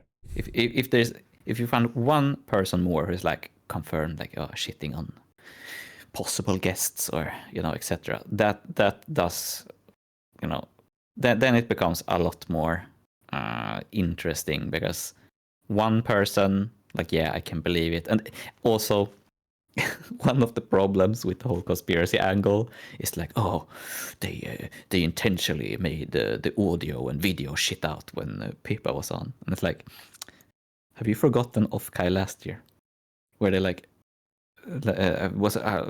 like Lisa from formerly of Sundaria, now Vital, was going to have a karaoke thing or a concert even, and that just entirely got shut down due to technical problems. Like I think a lot of it is like Offguy is incompetent. Like they always fuck up this stuff. They fucked up. I know they fucked up last year. I know. And I do remember them fucking up in 2022 as well. They had a lot of technical issues then as well. So I think a lot of it is incompetence. Well, my kind of thing that I'm thinking of right now is all the stuff that we're hearing, whatever, blah blah blah. My kind of little thing where there's smoke, there's fire, is the phase girls. Not like the shit they're dealing with specifically and stuff. It's just more their reaction, or I want to say lack of reaction for a lot of stuff. In that I have a feeling a lot of the girls are having marching orders from Kevin to the effect of, we're making this work, and then once we're out, shit's gonna go down, kind of thing. That's kind of the vibe. That's the vibe I'm getting. There was Sheena venting just a day ago, right, on Twitter. Yep. She was quite angry over technical issues and such. So yeah, I think she did delete that, so they might have put the kibosh on that one. So I can absolutely believe that they're not that happy behind the scenes. And I know that there was some technical issues with Idols concerts and stuff as well. Yeah, and they tried to. They also, I'm not. Sometimes I feel like I'm the number one Idol defender for some reason, despite not really liking the company, whatever. I do follow like 2 Idol girls, so I follow more than the average. But Offguy did try to. That was kind of one thing that I think makes it look more like incompetence. Is that they're like, they blamed like the thing now, like the technical issues. They try to offload some of the blame on Face and have to be corrected. They did try to do the same thing with Idol, like we hadn't gotten proper communication. Then turn out like they have been told exactly what to do, what to say, and they still fucked it up. Yeah, and I mean, okay, that might be intentional too. Of course, that is a possibility. But if you're actually trying to antagonize the 2 biggest sponsors, like, that is impressive. You're a complete fucking idiot. Like, who? I could actually see them being like, we're the biggest VTubing convention in the West. We're hot shit. You're you're a piss and 2,000 attendee convention. We have bigger ones in Sweden alone. They're bigger ones in Finland. Like. Fucking convention. Well, yeah, the thing I've always felt about Offguy, even from like the day one, like like 2 or 3 years ago when they first started and stuff, they have big fish and small pond syndrome, really bad. Yeah, I also get like this really annoying feeling that like, they were the first to do a VTubing convention, so they got like. Well, here's the thing. They're the first to market, but they still fucking fumbled it. Yeah, I mean that's really frustrating. Like since the audience for like specifically VTubing convention isn't that big. No. They are small convention, but it is also very specific. You have to take that into account, of course. But like since they were the first, there isn't really room to compete. Since it is such a small audience, like the other conventions featuring VTubers like Dokumi in Germany, like Dokumi is a really big regular anime convention. They happen to have a VTubing section. A part of the convention is VTuber focused, not the entire thing. Mm-hmm. So there is only in the Western world, there's almost only room for like one VTuber convention. They kind of like hogged the spot, so to speak, by being the first. Like, it could have been better if someone else organized it, obviously. Well, my kind of thing with the like this isn't the first year they've had shenanigans going on with Offkai, and it's over the same company too, Phase Connect, and the Phase Connect exists because Kevin got scorned from investing into a VTuber company, and he said, "Fuck it, I'll make my own with Blackjack and Hookers," and we got Phase Connect. I'm kind of wondering if we're going to get like the sequel to that. There, in that I want like this is literally a carbon copy of what happened. Kevin comes in. I want to invest into a VTuber convention. He gets scorned twice, and I'm just wondering if he's like, you know what, I did it before. I'll fucking do it again. Yeah, I'm waiting for that. I mean, purely in monetary cost, like they should just do it like together with Idol or something, or like them, AN, and Idol could absolutely like do their own convention. With or without that would Hookers be and amazing. Blackjack. That would be fucking amazing. Offkai would fucking die. Yeah, because it's not difficult to do a convention.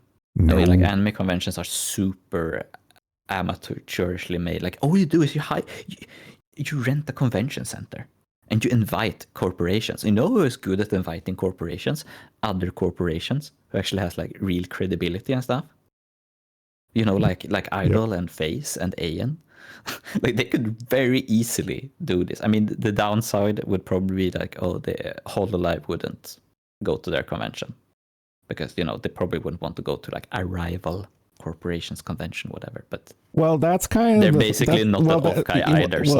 Yeah, that's kind of the reason why a lot of people have been joking over the years and stuff. It's like Kevin should make a Phase Con. I'm like, no, he should make a ChubaCon. Make it a generic VTuber convention. They can be the biggest backer, but it has to be like name and branding. It has to be like generic, and then you can court like Hollow. Yeah, and it would be smart to do it with the other Western VTuber companies. Yeah, because like honestly, because the market isn't like growing super fast. Like everyone is aware of VTubers. It's not like people are getting into VTubing in the big droves they did during the vid. So it would be, I mean, small corpo unity was a big thing there in like 2021. I think it would be smart to do that again, because at this point, like everyone who isn't watching Hololive is watching like indies or the other smaller companies. Like the audience is very much shared. It would be a smart thing, like PR-wise, to just cooperate with the others. And I mean, you get to offload costs as well to the others. That's also very nice. Yeah, yes, like it looks really good PR-wise to do this.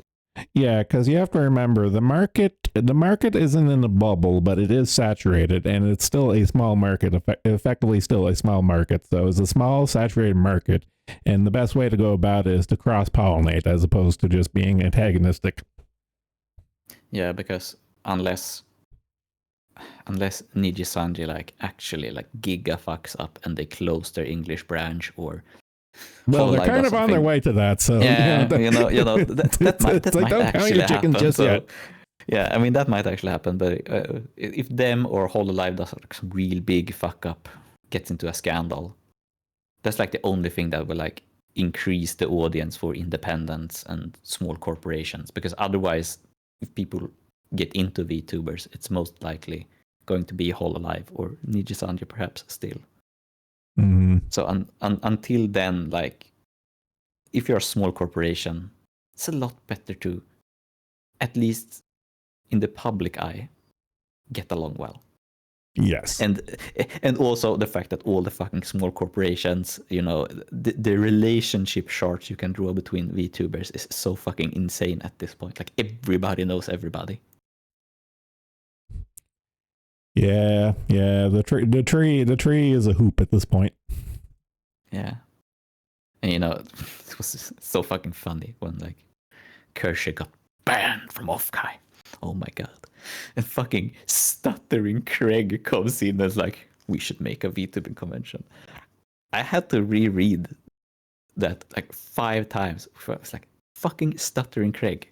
The guy who hosted Screw Attack. Like, but I'll never understand people's fascination with. Okay, I need to rant on this. I remember side scrollers back in the day and all that stuff and whatnot. I remember the Fallout that Stuttering Craig and Handsome Tom had and whatnot. Mm-hmm. And at the end of the day, Stuttering Craig is a fucking vulture, so I'm not surprised he would say something like that.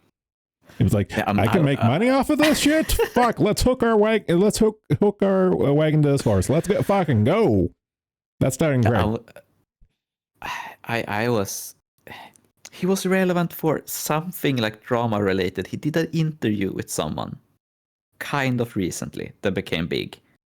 And that was my moment where I was like, holy shit, Stuttering Craig still does stuff at all? I haven't watched him since I was 10, I think. It was such a shock for me because like, oh, that was the dude that I think I played Halo 3 with him once when he did the thing like you could go into like private lobbies and play like Halo 3 with Stuttering Craig when I was like 10 or 12 or something.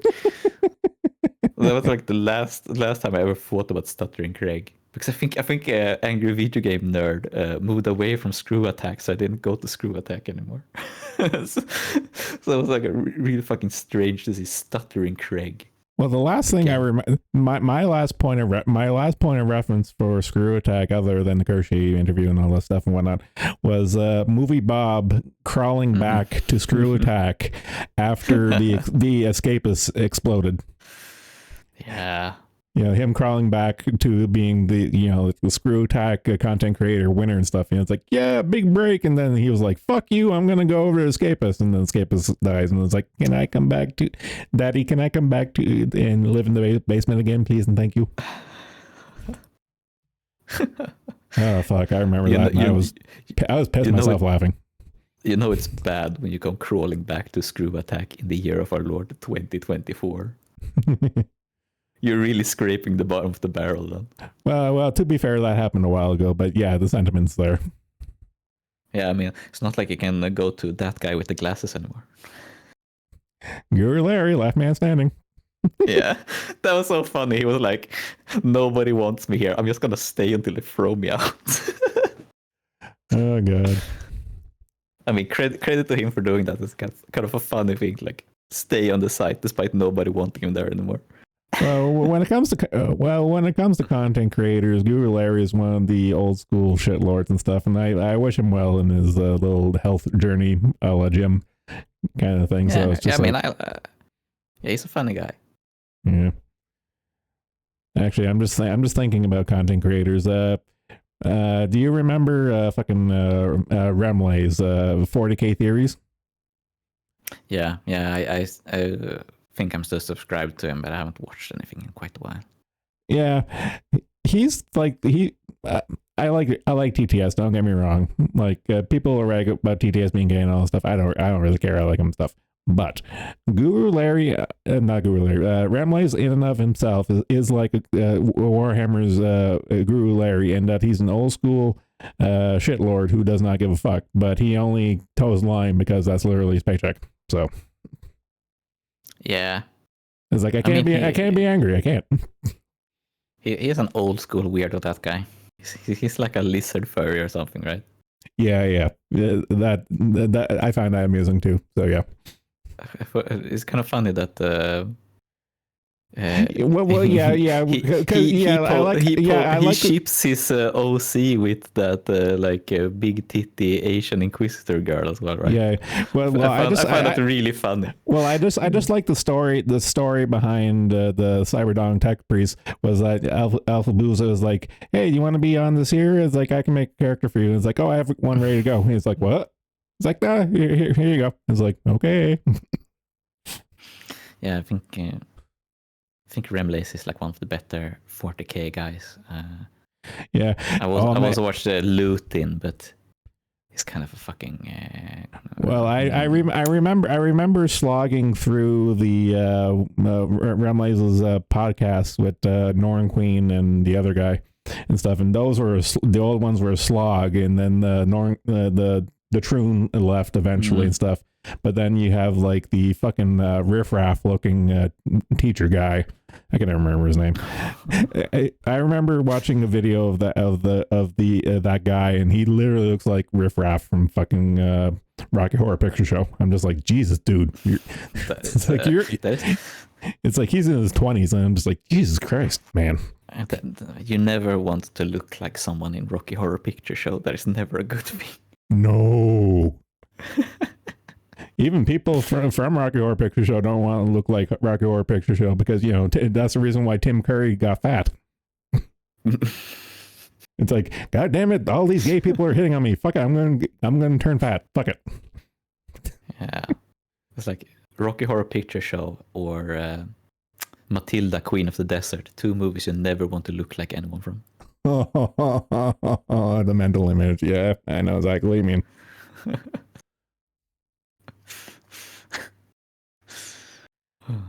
I haven't taken a look at Discord in a while. Nope, no one wants to pop in and call us slurs. Fucking Haka, you coward. He's all slurred out. He's gone into torpor. Yeah. I'm kind of mildly annoyed that I have to go crash. I have to go crash Cypher's streams if I want to get like I don't even care about building my channel or anything stuff. I just want to talk with people and stuff, and no one calls in, so I'm just like, fuck it, I'll just go gate crash. It's like I am my father's son. I will go to your house and crash there and for social interaction if that's what it takes. I was like, wow, Cypher streams. I'd completely forgotten about it. Yeah, you had that startling revelation. It's like, he streams, and like, we usually hang out there because his voice channel is open call, so he'll sit in there for stream, and we'll just pile in and stuff. He doesn't gatekeep who calls in whatsoever. Yeah, I'm even in his Discord because I just saw like, you can join this Discord. Okay, click. I didn't think about it, and then I was, oh yeah, of course it does something with it. I feel bad because this morning I was the first one to drop a slur, and he's on Twitch and stuff. And the instant I did, everyone started. It wasn't on purpose. It wasn't on purpose on my end, and it wasn't on purpose on most other people's end. But like the seal was broken and stuff, and by the end of it, we were like, God damn it. I did feel bad for that. Yeah. Twitch is a little sensitive. Well, I made this point on this stream in that Twitch is not automated like Google is. Like YouTube is fucking automated to shit. There's no humans, but it's only humans on Twitch and stuff. So unless the stream gets reported, he's fine. I don't know if I would call Twitch staff human, but yeah, I understand what you mean. The Lord giveth, the Lord taketh. I mean, some of them don't claim to be human. Some of them claim to be deer, for example. So yeah, the other kin, the Navi kin. Still one of the funniest things I've ever seen. It was like, oh wow, I've never seen something this absurd before. I learned something. I wanted to learn this. To the end of my day, okay. In an abstract concept, I can understand the concept of otherkin. I get it. But it's like even like it's like, okay, like I believe I'm a wolf, okay, whatever and stuff. That there's been there with humanity since the dawn of time. Like animism, shamans, all that crap stuff. I get it. But it's when you start bringing in the fantasy and made up shit. I mean, like the literally made up shit, like Navikin. Then it's like, okay, you're taking it too far. Because I mean, like, the concept of a spirit animal is as old as life itself. Like, that's not even strange, because like, I mean, I hate that the word anthropomorphize when you're talking about animals means something very different. Yes. In our era than it should. But like, it's something anthropomorphizing animals is something humanity always has done, and I don't mean not in the fursuit kind of way, but like assigning animal traits to humans and vice versa is supernatural.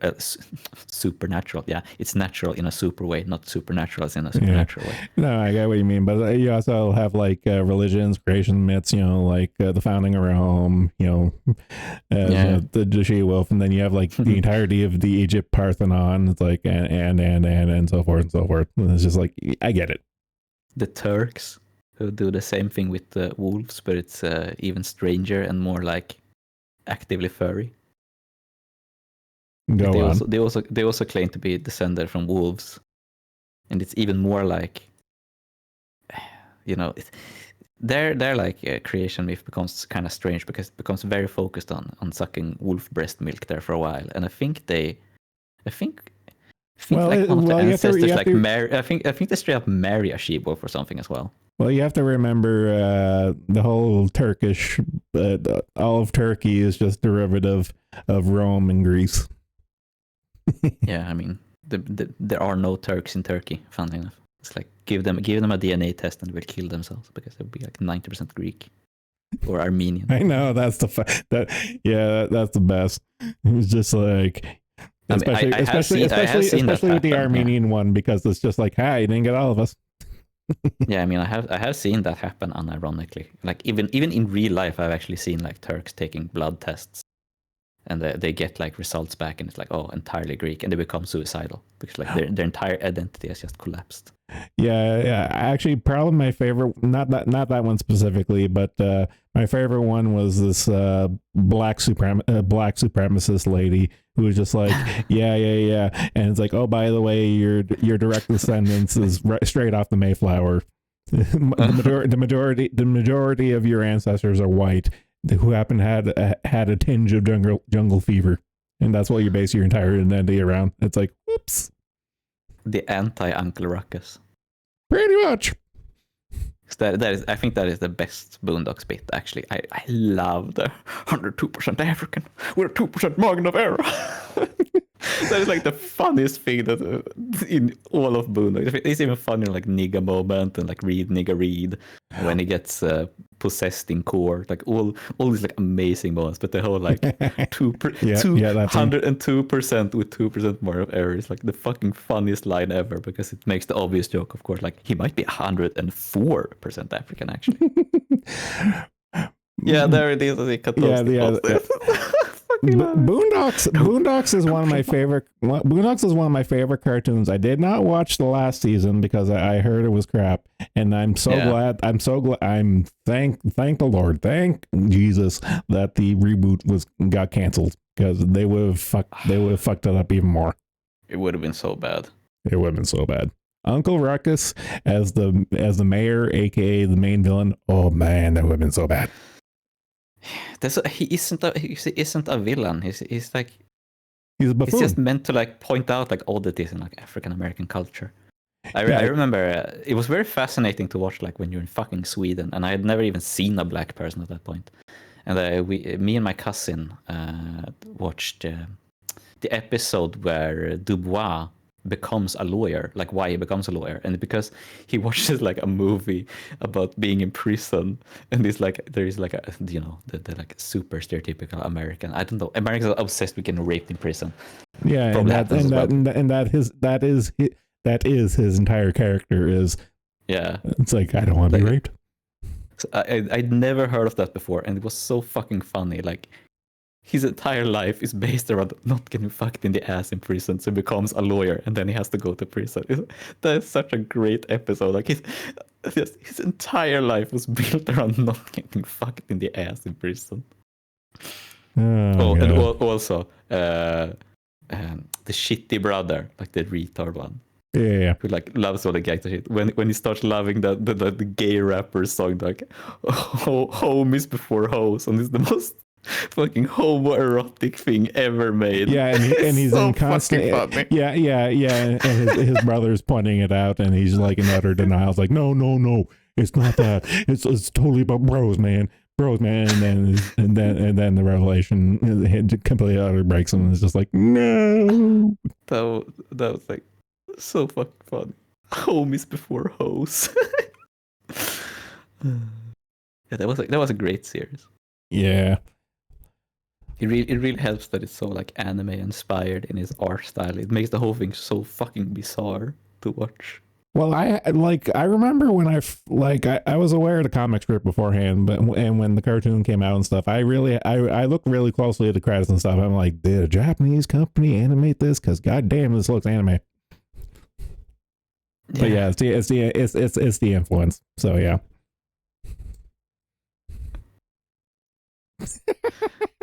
God damn it. 100% Island, 300% Tatar.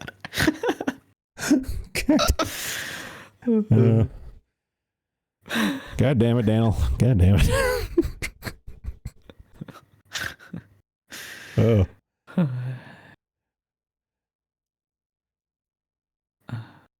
And from the top turnbuckle with the steel chair comes in Daniel. Jesus fuck. Oh, I haven't looked at the bong server in a hot minute. Oh, only 11 messages in cafeteria. It's just off-kai stuff. Apparently, there's a lot of girl kissing happening at off-kai between girls, not men to girls. So that's very funny. I'm more interested in the outright gay orgy. Yeah, that's called the Liacon meetup. I was surprised at how gay Lisa's fans were. I saw. I'm not terribly surprised. They were also all gay Mexicans. That was very strange to me. It was all Mexican dudes had dressed up as Lisa. It was very strange to see on Twitter.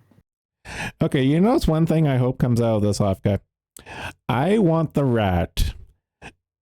Okay, my personal headcanon is that Archive Bro and JL 710 are one and the same. But the little plot twist I'm kind of rooting for is that they are two different people who are madly in gay love with each other. I mean, yeah, Archive Bro is sax. Well, both of them are hella gay, but if they end up being the same guy, it'll be kind of like disappointing for my little gay headcanon. But if they're gay lovers, then that just makes it funnier. I do think one of the funniest things were like Bagstard and Guard Bro being very gay together, because that makes it look like that was like, man, that was like 70s like gay bathhouse level gay. Jesus Christ. That makes the whole like Guard Bro getting dumped by Yuko even funnier, because like Bagstard is his his like recovery boyfriend or something. Well, my kind of thing with Bagstard. Imagine getting dumped so hard by like a Vietnamese woman who drinks her own piss that you become gay from it. No, my thing with Bagstard specifically is that Kershey called it right off the bat, and it's just like, using a female VTuber avatar. Yeah. It's like, okay, next step, and then what happens? It's like, okay, yep, nope, that came to pass. I thought that was very obvious, honestly, that he was like a gay dude, because something strange was going on. And I mean, he was in the Navy. You know the stereotype. It is for a reason. Well, no. My gaydar was going off on that one pretty early and stuff. But a lot, no, I just remember when being in Kershey's chat and stuff, and that a lot of people were coping. It's like, no, man, he's like a total bro, man. And it's just like, nah, this guy is gay. He's hard gay. He's like hard fud packing gay. Yeah, something was up. I remember. I watched like when he was baking cakes with Sina, Nyaru, and I think the scientist man. I did get big gay vibes for some reason. Like I don't think it's gay to bake at all. But how to put this? He made cakes in a very gay way. No, I know. No, I watched that same stream. I know exactly what you're talking about. Trust me, I know. Yeah, I don't know how to put it better than that, but he somehow he baked very gaily, very homosexual cake making for some reason. And then the pictures and Offkai come out, and it's like, okay, if any of you fuckers are still doubting at this point, then there's no helping you. Suspicions confirmed.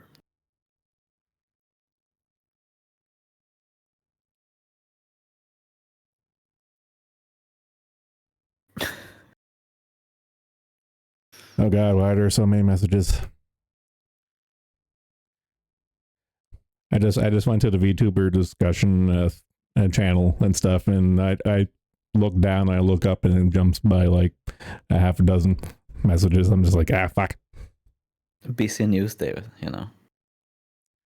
I guess. I mean, Oh, no matter. You go first. You go first. No. It wasn't important. Okay, I'm finding it kind of funny with the yet again we have a crossing of the streams with Ralph gang stalking Gator at this VTuber convention. I mean, yeah, like the scorned lover that he is. I was just about to put it exactly that way. Like, yeah, that's exactly what it is. That's exactly what it is. He's a scorned gay lover at this point. Because, goddamn. Yeah, it was like his like Chief Janny. Now he wants it back. Gator, come back. Any kind of fool could see. You should sweep. And I just can't squeal without you. Oh goddamn. It is that like sort of. You do notice that sometimes, like the strange relationships people get to like their janitors and stuff, like their janitors. But it is a. I mean, he is probably like attached to him somehow. Like he did work for him a long time, and you know, he did like. Draft has gotten on hard times since Gator left. He needs Gator. Gator was the number one Gunt guard, and now he doesn't have one. He can't hold up that Gunt all by himself, and his belt sure can't.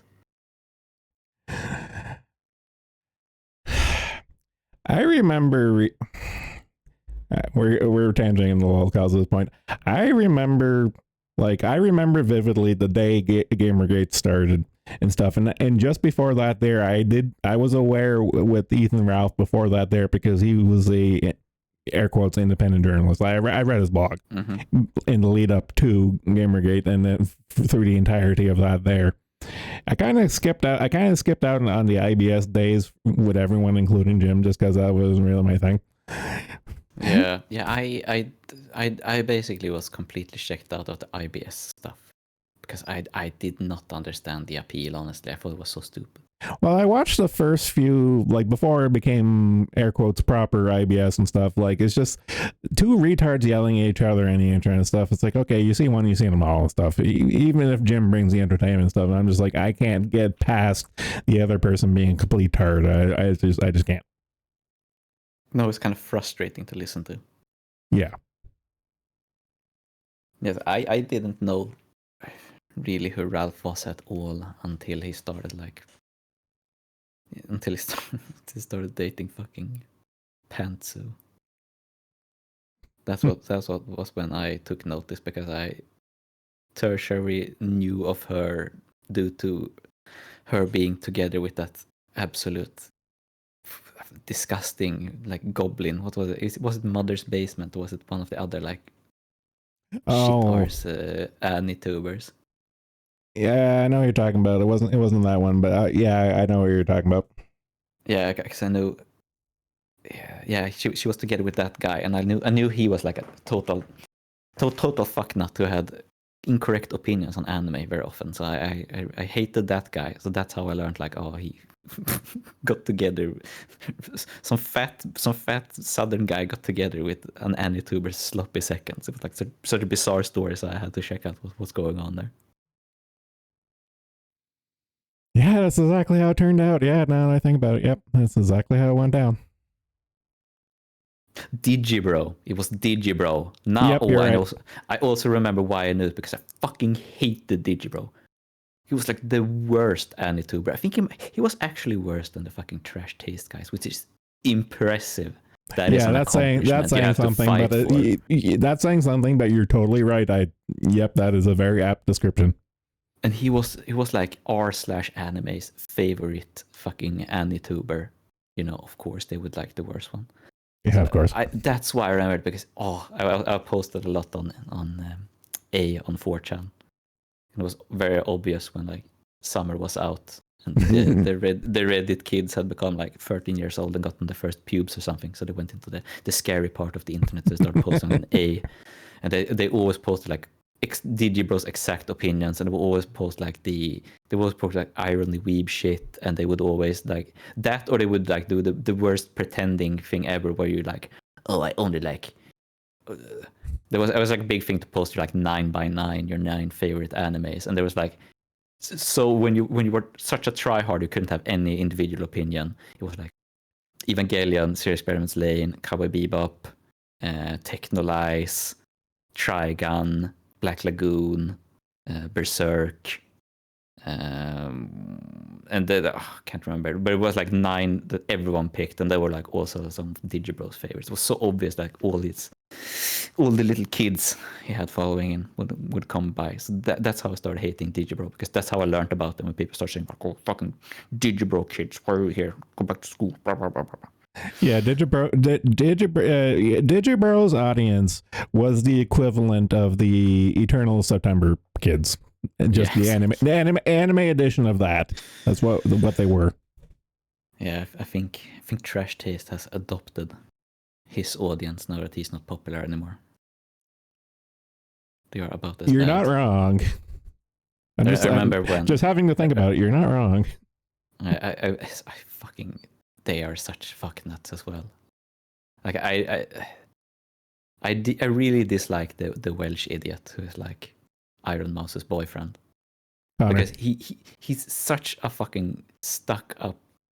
He pretends to be really smart, but he is a yokel from like nowhere in Wales. He's from like a tiny, like one of those like 50,000 people cities, and he puts on his accent entirely. No, I say this with complete and utter sincerity. Connor is literally Proctor. He suffers the same problem of know nothing, know it all, inadequate country bumpkin who hates being so they have to overcorrect their projection of what they feel. And it's just like, no, I'm actually a well-read erudite. It's like, and it's just like, I was going to make the comparison actually. And it is also very. It's literally the same thing. It's literally the same thing. Yeah, and one really interesting thing is that if his name is Connor, right? Yeah, it's Connor. Yes, Connor. If he wasn't in Trash Taste, he would 100% have been in Nijisanju's first male wave, because he started his career. Yeah. He started his career by fuji baiting. He did like a Black Butler role play. That's how he started. I forgot about that. Career. You're right. Oh my god. When they announced like they were having their first generation of VTubers, I was like, maybe Connor will actually be there, because he's like perfect for that. And instead, they got Vox, who is like great, not great value. That's American. He's Tesco Connor.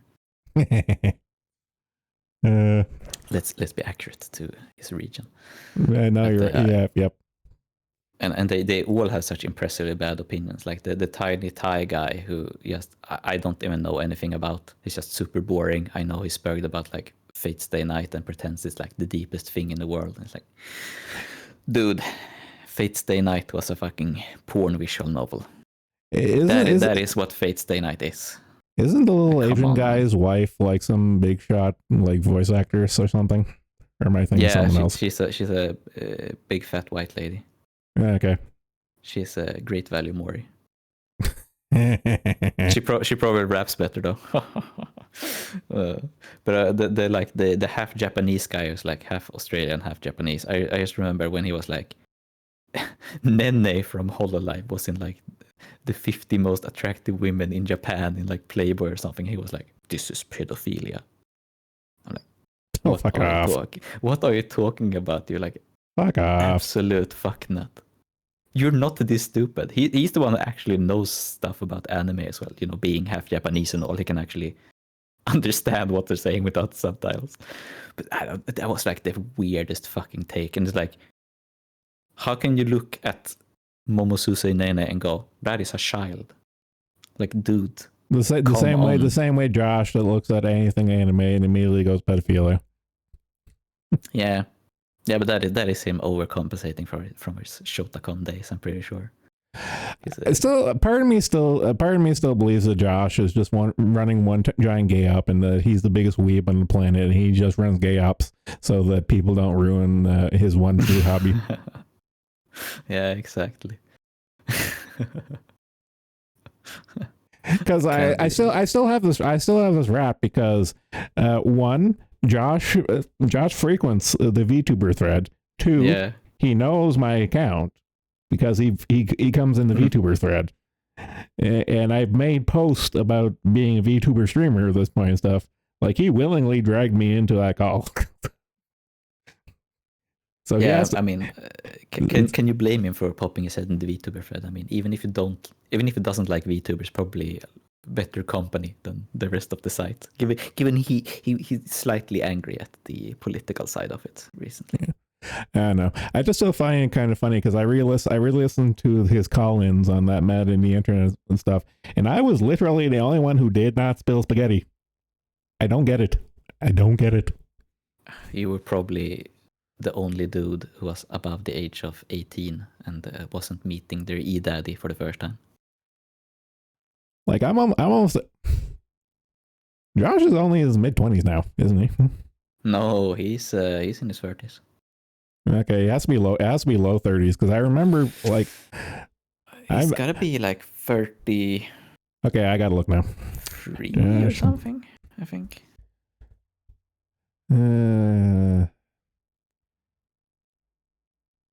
Josh Moon Kiwi Farm. I know I'm not a decade older than him, but I'm damn close. Actually,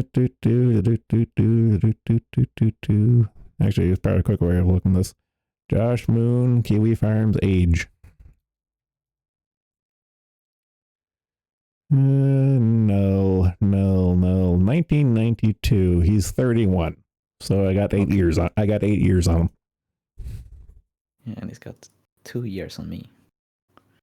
I don't know. I have a love-hate relationship with Josh in that I respect what he does, but he's a miserable. I say this with love. Josh is a miserable cunt. Yeah.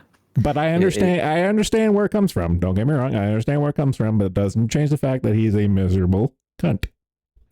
I mean, it was kind of hilarious when he did the whole like depression isn't real, just be happy, when he's like kind of obviously a depressed guy. Dude went through no, I remember like his first 3 midlife crises, and he's had like that many. It's like, he has a midlife crisis every other year. It's just like, dude, that can't be good for you. You don't have to like psychoanalyze a bunch or like theorize. Like the obese guy living alone in a small apartment in Belgrade without any friends in real life and barely any friends online because they keep fucking themselves up. Like, obviously he's not gonna be the happiest man in the world who like constantly has to fend off insane gay ops on the site he runs, which is like the thing he lives off. Like, obviously he's under a lot of pressure and doesn't have like the best life in the world, and seemingly has problems with his fucking computer that he uses to work all the time as well, and doesn't have proper internet. Like, there's a lot of stuff that explains why he's not the world's happiest man. Yeah, well, yeah, it's one. It's kind of like I say, it's like I understand where it's all coming from, but doesn't like there's some. It's kind of like getting angry at a retard. Or not even a retard, like someone with like autism or Asperger's. Not gonna pick on you, Daniel, but I mean, like, just as a general thing, in that it's like you can't get completely angry at them because you understand where they're coming from and stuff, but there's still some level of personal accountability and stuff. It's like, okay, it's like you'll get a pass, but you're not getting a complete pass. You have to own up to some of it. Yes, exactly. I mean, it's one thing if you're like sucking your thumb in a corner, like hitting yourself in the head, autism, and like you have strange interests, autism. Like one gives you a pass to be a complete fucknut. The other one, you're still a cognizant person.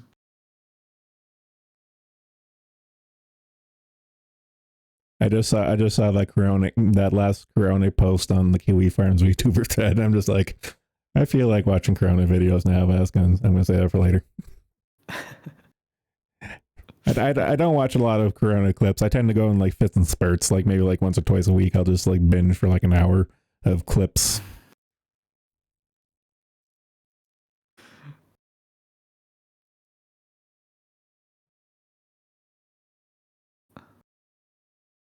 Yeah,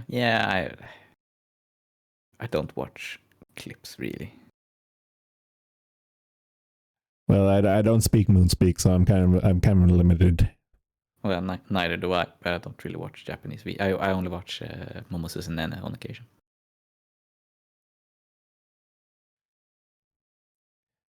Okay, I just had a thought. I know I've probably asked this question before, but can you give me the elevator pitch for Amy? For Ami, yeah. I mean, whatever. The elevator pitch. I don't know. Personally, I like that she's so multi-talented. If she'd only played games, I probably wouldn't be so interested in her because despite like her being my Oshi, I'm not really like a retro gamer or anything. I do like a bunch of retro games, but I don't like them because they're old or whatever. I still think like there's plenty of good games coming out now. I think it's because she's so multi-talented. Like she can sing fantastically. She does some of her own production on her songs, which is very impressive.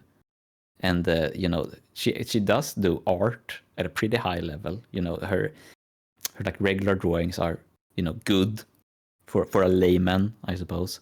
Mm-hmm. But her pixel art is actually like pretty incredible. Like she does have a real talent for pixel art that is like surprising how good she is at it for like never having worked professionally with it. On a scale of 1 to M, how is she? That is a difficult question to answer, but I think they could probably like compete with each other, honestly, in pixel art. Like there's Ami uses a program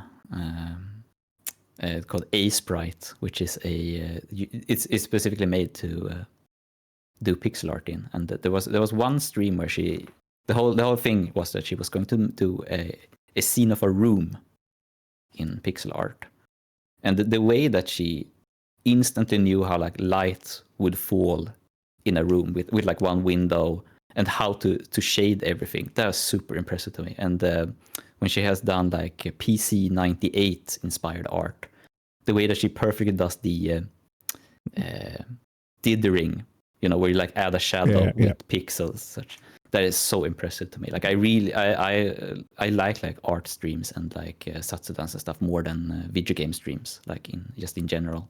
I agree. When I was in the HoloLive, Ina was probably my favorite. Yeah. I mean, she is like super talented. Like if they told the way Ina draws so like perfectly every time, like not redoing brushstrokes and stuff, that's so impressive. She's like a machine. That is what a professional when you does. Understand her day job, it makes sense. Yeah.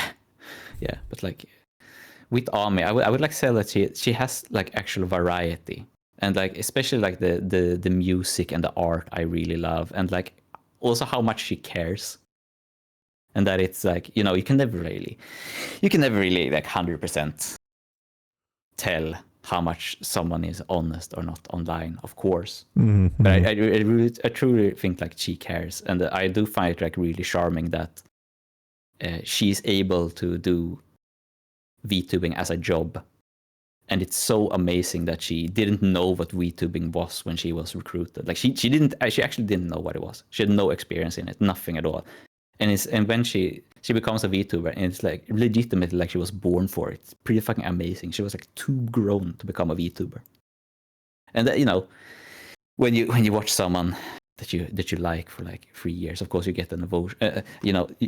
Someone who would start watching tomorrow wouldn't have the same emotional investment. But it's like, I'm just really happy that someone can sort of like stumble into the career of their dreams and do so well in it. Like that's very heartwarming to me. Like she's done all the shit, and the fact that she is an older lady probably helps a little with like pure entertainment value, like life experience and such, and that she has had all these like shit jobs that everyone hates, and like being able to break out from like the drudgery of office work And like the fact that she has a history degree that she can never use, that is completely worthless, you know, like that, it's pretty like sympathetic. Like you can break out from that.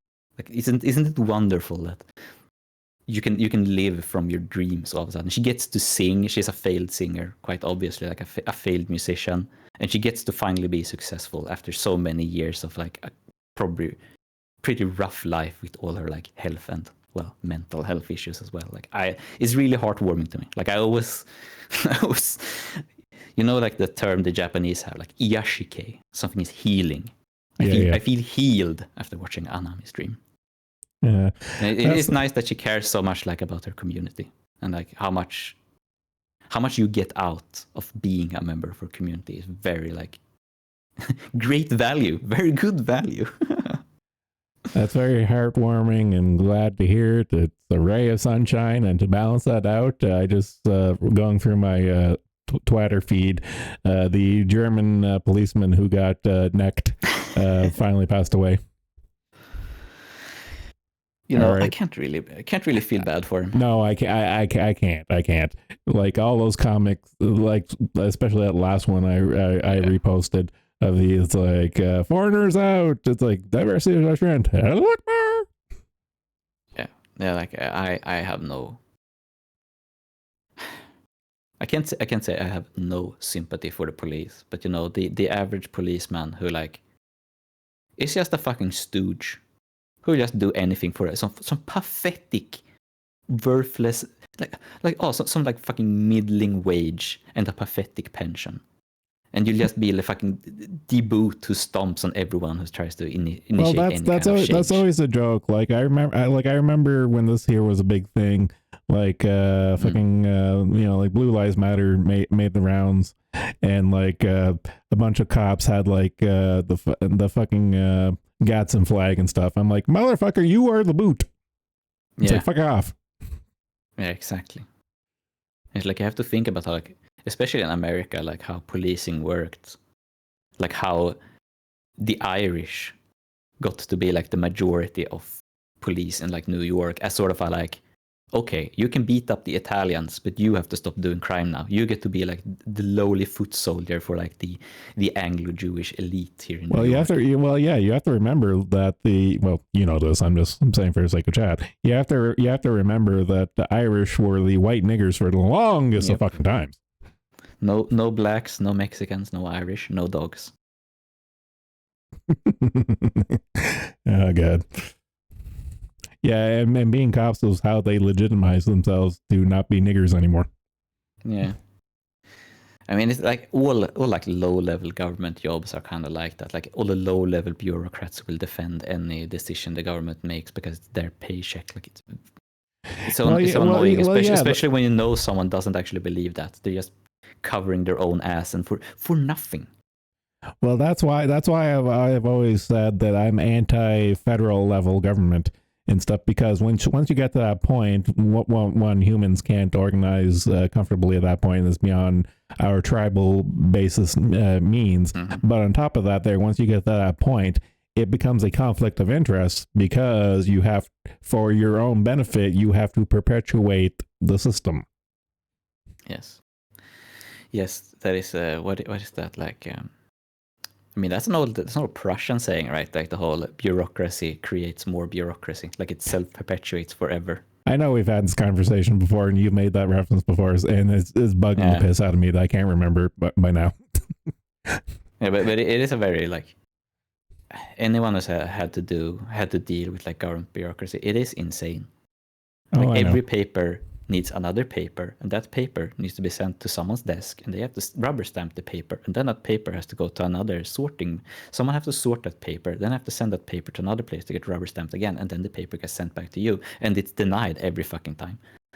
Yeah, I had to do like the since I was a teacher, you have to get a slip that you haven't committed like sex crimes and stuff. You have to send in a letter to the police with your ID and stuff, and like, oh, here's my registry, so I can send that in. So I'm not a criminal. And that shit doesn't work by email. Like you have to send in a paper. You have to you can technically like scan in a paper via email and stuff, but that stuff never works. You have to write a paper. You have to go to the police station, pick up a form. You can't print the form yourself. You have to pick up the form at the police station. You have to write with an ink pen. That's actually important. You cannot write with a regular pencil. It has to be an ink pen. Signatures are not legal if they're not with an ink pen.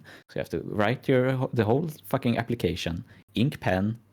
Have to send it in to the police, and here in Sweden, like the fucking police center that takes care of their bureaucracy is in Kiruna. That is like in basically the northernmost Sweden. It has to go up. My paper has to go up in the farthest north of the country into a shit town with 5,000 people living in it. It only exists due to the mine there. So they moved bureaucracy there so people wouldn't leave because the mine's shut down. It takes like a week. In this smaller country, it's like no, like what are we doing here?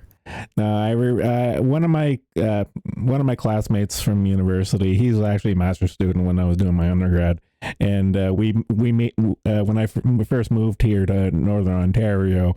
I see this little guy coming out of the post office. I'm just like, hey.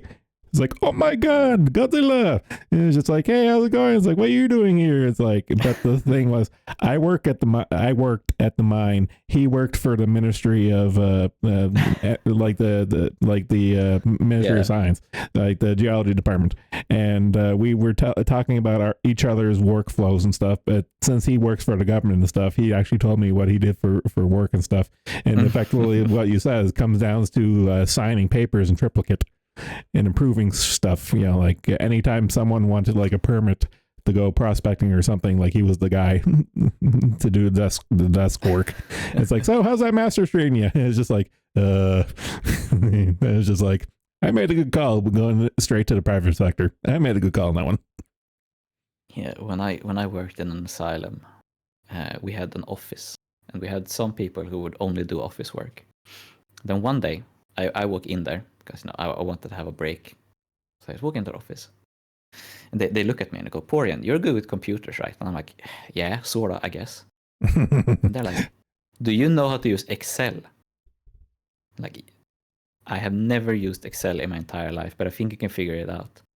So I get to do like a bunch of Excel stuff, like doing schedules for people and, filling in documents and stuff. And I realized, why did someone who's worked here for 25 years not know how to use Excel? What are they doing inside of this office the whole day? So I checked like the internet activity because they had their browser up. So I checked the history. They did nothing except read the news and Facebook the whole day. They hadn't done any work. That doesn't really surprise me, considering some of the workflow, like even at the place I worked at and stuff. Like looking at the workflow for certain stuff, and it's like it became a couple of times it came down to that scene from Office Space where it's just like, what do you do here? It's like, what do you do? It's like the Bobs. I myself even though I didn't get manager's pay, I effectively was a manager for certain times, and sometimes it came down to like, why are you here? Yeah. What's your purpose? It's like, I can't fire you, but depending on how you answer, I might make it my life's mission to see it done. So it's like, it's like sell me on why you're still here. Yeah. And at the time that I worked there, we still had like really old laws in effect where essentially seniority made it impossible to fire you. Well, it's teacher's thing. So yeah, that shit was insane. It was like you could do. We had one guy who everyone knew was a complete incompetent, but had worked for 30 years, and this guy was he worked at one of the wards that was the worst, where like every inmate was a like drug addicted, triple homicide convicted Arab gang member. And he would just sit in the corridors in sofas and sleep like the whole day. We couldn't fire him because he had worked there for too long, but he was like he was in like danger for his life every day. It was so fucking insane to me. You just couldn't do anything. You can't fire him. It's like impossible. He did nothing. No, I got a funnier one. So this happened not too long before I started work at this place, and apparently one of the people who were there just before me. Okay, my main thing was logging core, like logging the drill core, the rock that came up and stuff. So, and core is stored in boxes. I've shown pictures of this before. It's stored in boxes, and you put them in racks. Now, the person in the story got caught more than once. Never got fired for this. Ended up quitting, but caught more than once sleeping on top of the core racks. Straight up, just climb it like a ladder, lay down on top, hide, and nap his shift away. I'm just like, oh, that sounds so comfy, sleeping on core racks. Well, you're sleeping on a plank of wood because the top of it is just all it is like 2x4s. No, not 2x4s. That's small, but like maybe like 4x4s and plywood. And metal bars, but it's like sleeping on plywood. It's just like, but fucker did it apparently. What kind of blows my mind considering I remember our core cutting room at the time didn't have sound insulation and stuff, so having two core saws go at the same time cutting rock and sleeping on top of a core rack, I just can't. My brain, it like the math doesn't add up. It's like how. Yeah, the last place I would sleep would be a mine. Like, even if you're in a safe place in a mine, I still would not sleep in a mine. Well, I would argue there's no safe place in the mine. Even the air quotes safe space, like even like the office, like up in the office and stuff. Like, I don't know. Lab. Here's an example. The lab down the road that processes some of the rock and stuff. Like there could be a cyanide leak, and the cyanide could, it's liquefied cyanide, and that there shit could just roll down the hill and get into the vent, and you'll all be dead.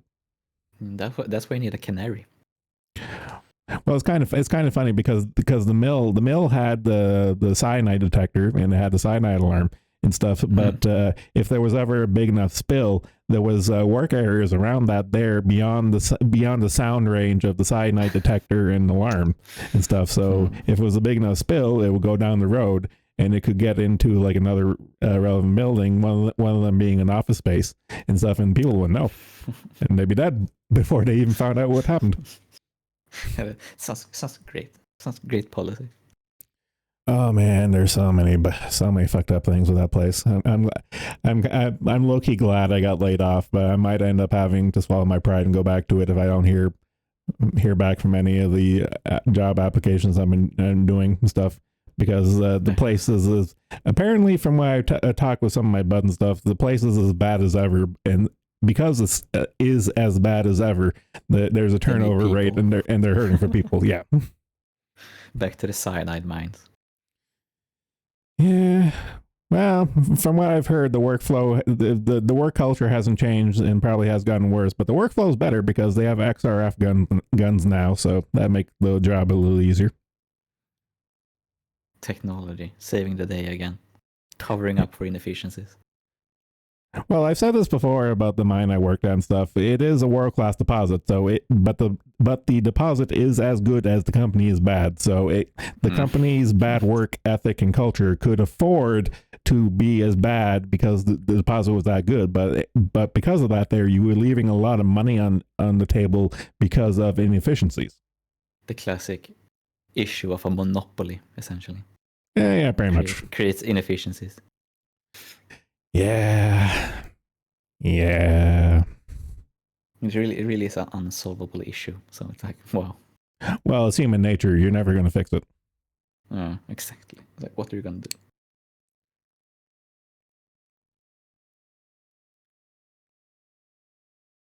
Why is there? I'm just looking at the fucking the VTuber channel again and stuff, and it looks like there's even more shenanigans going on right now. Someone has posted You're looking at I know you're looking at the exact same thing I am right now. The new Schizo has posted one Pippa, one Yar, I see. Yep. No, scroll down a little bit. There's a Nero, please report and bring your boyfriends to the sex chamber. Bring your boyfriends to the sex chamber. Jesus. Oh God. What is even this weekend? Jesus fuck. Nyara can't have a sex chamber. Poor Mari isn't gonna get to do anything. Hey, now you have to say her full name. Mari _Ian. Ian, yes. I don't know when that fucking joke started, but there's no turning back from it. I mean, it's like people sometimes make fun of like VTubers when they have ch in the end of their name. So like you like addressed it with the ch as if it was their last name. No, my favorite one is when they refer to the ch as Chan. You know, like as the Japanese honorific, as opposed to just no, that's actually just short for channel. You fucking retard. You know, it's kind of just like, I know a little bit of Japanese culture, and that's probably it. It's like no, it's not. And in other news, the fucking groom court is getting a shit ton of new people now because to read your point. Probably. Yeah. Actually, I find it kind of funny earlier today and stuff when Jim found out about the off-kai stuff and whatnot, and I immediately said as soon as I saw that, it's like there's a 0% chance that Jim is probably going to do a deep dive on this, and Proctor immediately shits his pants. and adds the welcome Jim thing to the banner. Welcome Jim. Wow, a real celebrity. A real celebrity he can't fucking groom. Yeah, Jada's got that shit on lockdown. Yeah, I just find it kind of funny that I don't know why, but Proctor thought that he's Irish American stuff, but he's American, so it's like, oh, I thought he was Irish. It's like no, and we were all just like, what is this nigger for real? I mean, it's like no, he doesn't exactly cornbread. Sound Irish, like. Someone in America saying they're Irish was just like, the family event came off the boat was Irish, but they're no longer Irish, not in the slightest. Maybe that's the trick. Maybe Jim has been living in Ireland this whole time. I don't know. I don't think he survived the trip at this point. His knees would probably explode. Oh, yeah, true. It would be funny if like the battle of Jim's driveway finally gets underway and he isn't even there. He's already fled the home country. I just remembered his last stream. He was talking about his broken ribs and something, and I kind of feel I do relate to that there because of my Mar fans. I tend to crack a rib maybe once a quarter, so it's like big mood. Yeah, getting it. Frail bones is like, that's great when diseases do that to you. I know. I am half tempted to walk into my doctor's office and try to weasel my way into getting onto disability, because I swear over the last few years, I don't know if it's because of being extra sedentary or whatnot, something, but my joints have never been that great, but they've gotten really bad in the last couple of years. I mean, like painfully bad. Yeah, I mean, I'm just wondering if someone has to get the disability money. Might as well be you. Well, no, I'm just kind of one, I do have my pride, but two, I'm legitimately concerned in that if I do go back to when I go back to work and stuff, I'm just wondering if I'm able to even do it. That's kind of my worry. Yeah. I mean, that is something to worry about when you're in poor health. Yeah, you never really know. It's very easy to start working as hard as you did previously, and like, oh wow, I hurt myself really bad. Epic. Well, in my case, I'm just like, it's like, okay, what's going to go? Am I going to fucking destroy my ankle or one of my knees or something? Because I'm just waiting for like something to just go snap, and like, nope, I'm done. Yeah, my dad was he worked in industry his whole life, so he managed to get fired like 5 years before retirement.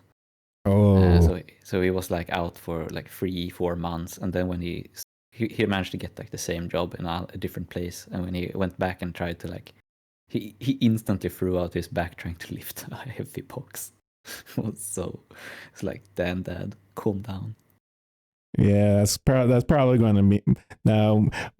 My short list right now is my knees and ankles because of the cartilage and something, or because of the cartilage. But because of my Marfans, I also have a really bad case of scoliosis. The caveat is Oh it's never yeah. bothered me yet, though. Like my back scoliosis hasn't bothered me yet. I'm just waiting because for when it does go, I have a feeling in my soul that when it goes, it's going to fucking go.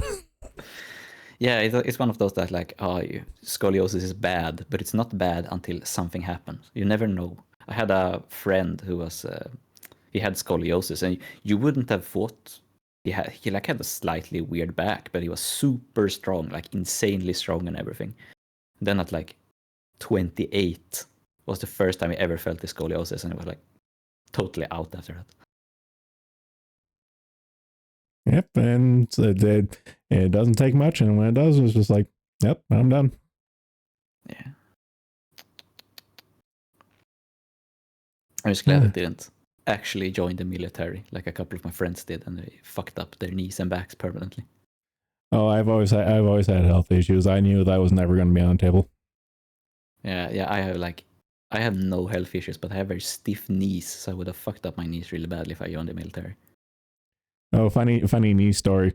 So when I was a kid, I was in Boy Scouts, and I don't know why, but they were very adamant on sitting on your knees. You know, Yeah. like a kneeling position for sitting and stuff. And because of my fucked up knees and stuff, I would get I would get knee lock. My knees would lock into position, and the counselors would have to like crack my knees open because I couldn't bend them.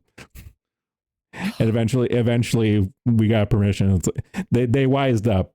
You know, they wised up eventually. It's like, okay, you can sit like Indian style. It's like, because health issue. Yeah, I'm like super good at like squatting, like the Russian style squat. Like I can put my heels down perfectly, and I can sit like Japanese do, like on my legs forever. But I think that's because my knees are so stiff. Like it becomes comfortable for some reason. Maybe they're just fucking dead and you just haven't realized it yet. Hope not.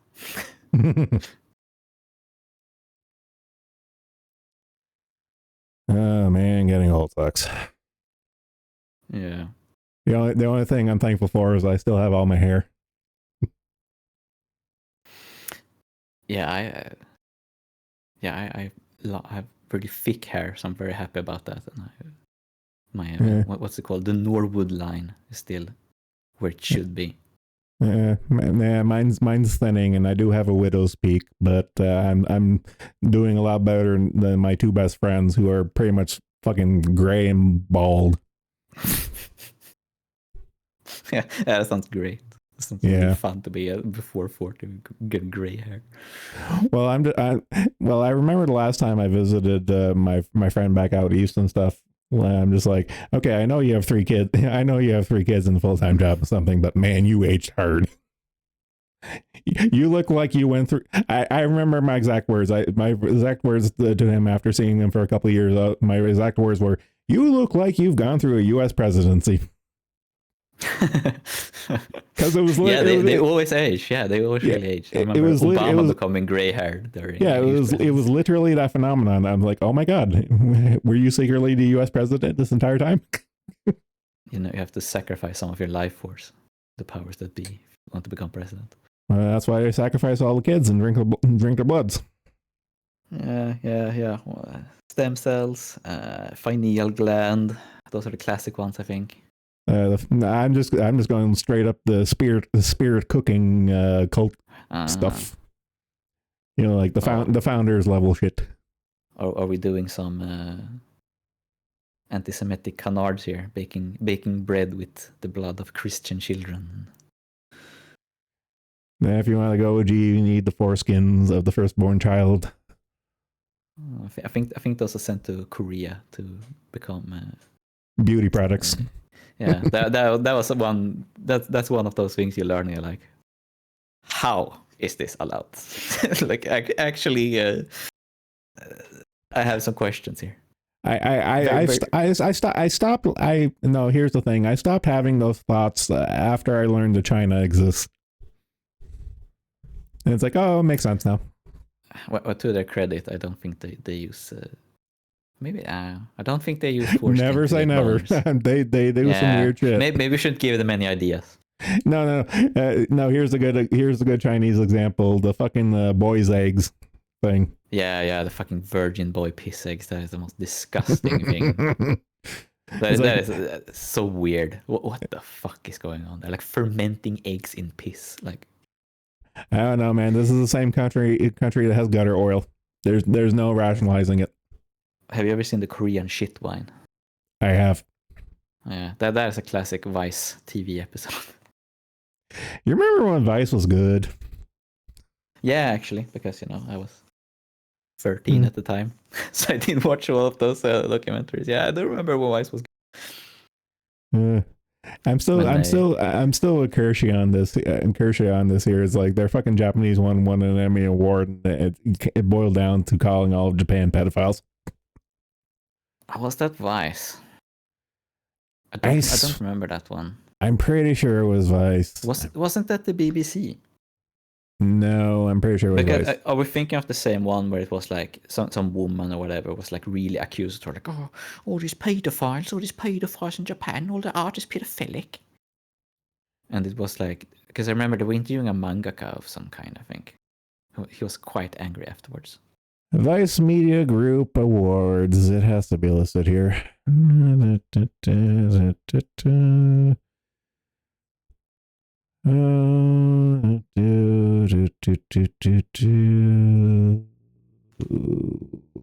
was a while ago. This was years ago at this point. Fuck.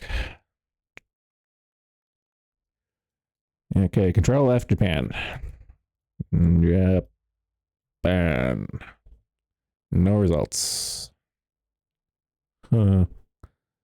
So I remember that whole thing, like Japan being accused of being pedophiles, was I think it was a BBC thing, because I think they interviewed either the director or the mangaka for Girls und Panzer. And I think they actually used like Girls und Panzer as an example of like pedophilic Japanese media. You might be right. I'm not getting anything. Are you saying Kershey was wrong? No, what I'm saying is she's fat. Both can be true.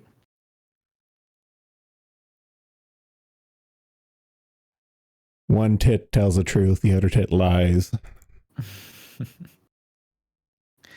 I do kind of think that, despicable as he may be, Gaping McInnes, or Gavin McInnes as it's sometimes called, probably did have a lot to do with Wise being watchable. And when he left, it certainly did go into a downfall. I used to watch him after he left and became independent. I used to watch a lot of his YouTube stuff and whatnot. He seemed fine and stuff, but I don't know what happened. He kind of went off the rails after a point. Yeah, I think the point where he started shoving dildos in his butthole on. Yeah, that would probably be a good milestone marker for that. Yep. Yeah, I think that was like difficult to watch him after that. It was a very strange move.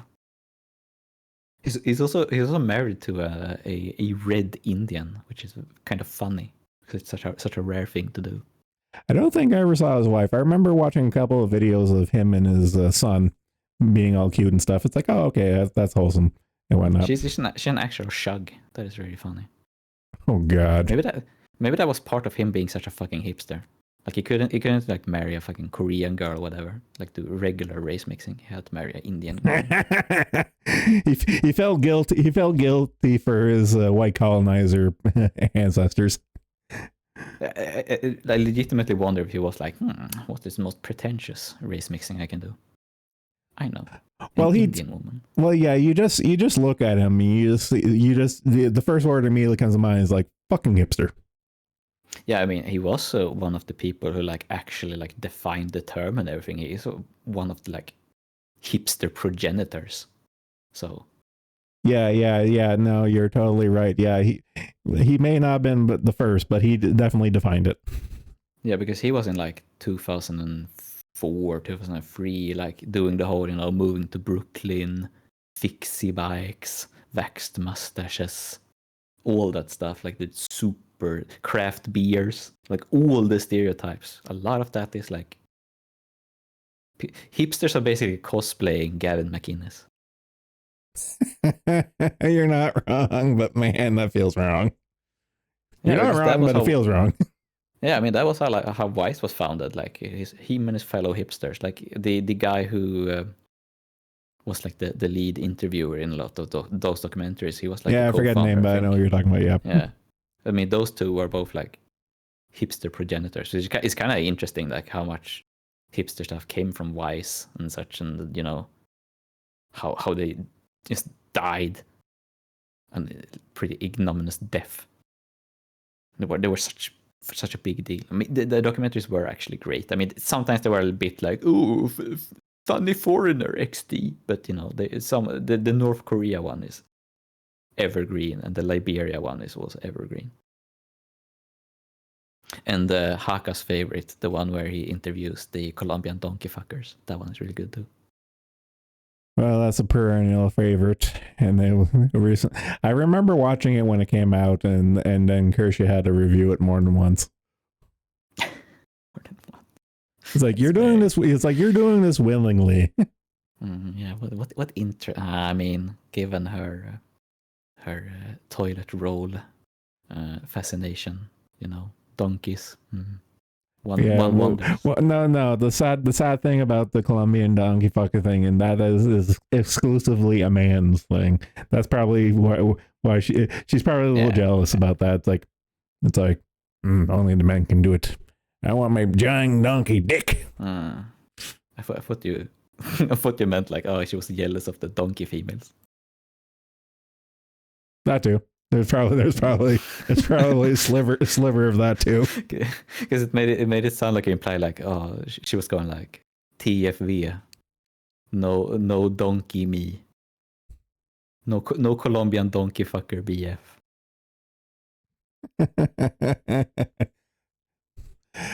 Actually, she might get to the empty carton point and stuff. Is like, maybe it's like maybe the fairies have an idea. So if I just go to Colombia and cosplay as a donkey, she get her fields plowed. Yeah, not looking forward to those those days. No, thank you. I'll pass on the Kershey cosplays a donkey and gets fucked in Colombia arc. I'd rather not. Personally. Well, and also there's that Scandinavian lesbian trucker friend of hers. I did not know. That's interesting. Yeah, it's literally what it sounds like. There is a lesbian, there's a Scandinavian lesbian trucker who is infatuated with Kershey, and she said it's like, if you ever give up on life and want to start munching carpets, I'm there for you. And then she has that out. I don't like that there is a non-zero chance of a timeline where Kershey gets lesbian married to a Scandinavian trucker, and Kershey ends up as my neighbor or something. yeah, you go out for groceries or something, and then you hear the trucker lady go off to work, and Kersha is obviously going to be the woman of the relationship, and kisses off the dyke to her trucker job, and you just hear her say bye honey, and then you recognize the voice and be like, motherfucker, oh, no. that's the fat fox. I could sell her address to Proctor for many dollars. He'd have to give the site to me. I'll be like, I'll give you her address if you give me the site. I'll be able to make a whole $100 a month from that site. Business. Grindset. Living the high life. Yeah. Selling custom titles. I'll live from that instead. No, what you do is you start doing the creepy stalker photo stuff, but you only send them like one body part photo at a time. It's just and then Proctor makes the giant collage of the full body shot of Kirsche from all the individual little a pictures. mural, a whole wall mural. To all the glowies listening to us, just a joke. For legal reasons, this is just a joke. This was simply a fantasy. This is a movie script we're writing. Yes. If you don't buy that, I guess maybe a philosophy, a thought experiment. Exactly. of how to extort a gay British man. New horror movie coming this autumn. Mofu. Oh, god damn it. I don't know. Should we end on this high point? Where do we go from here? Yeah, we're creeping up 3 hours. Yeah. Okay, we're gonna end on a high point. Yeah. I'm dying. Why did you have to say that? Okay. Thanks for coming. Take it easy later. See ya.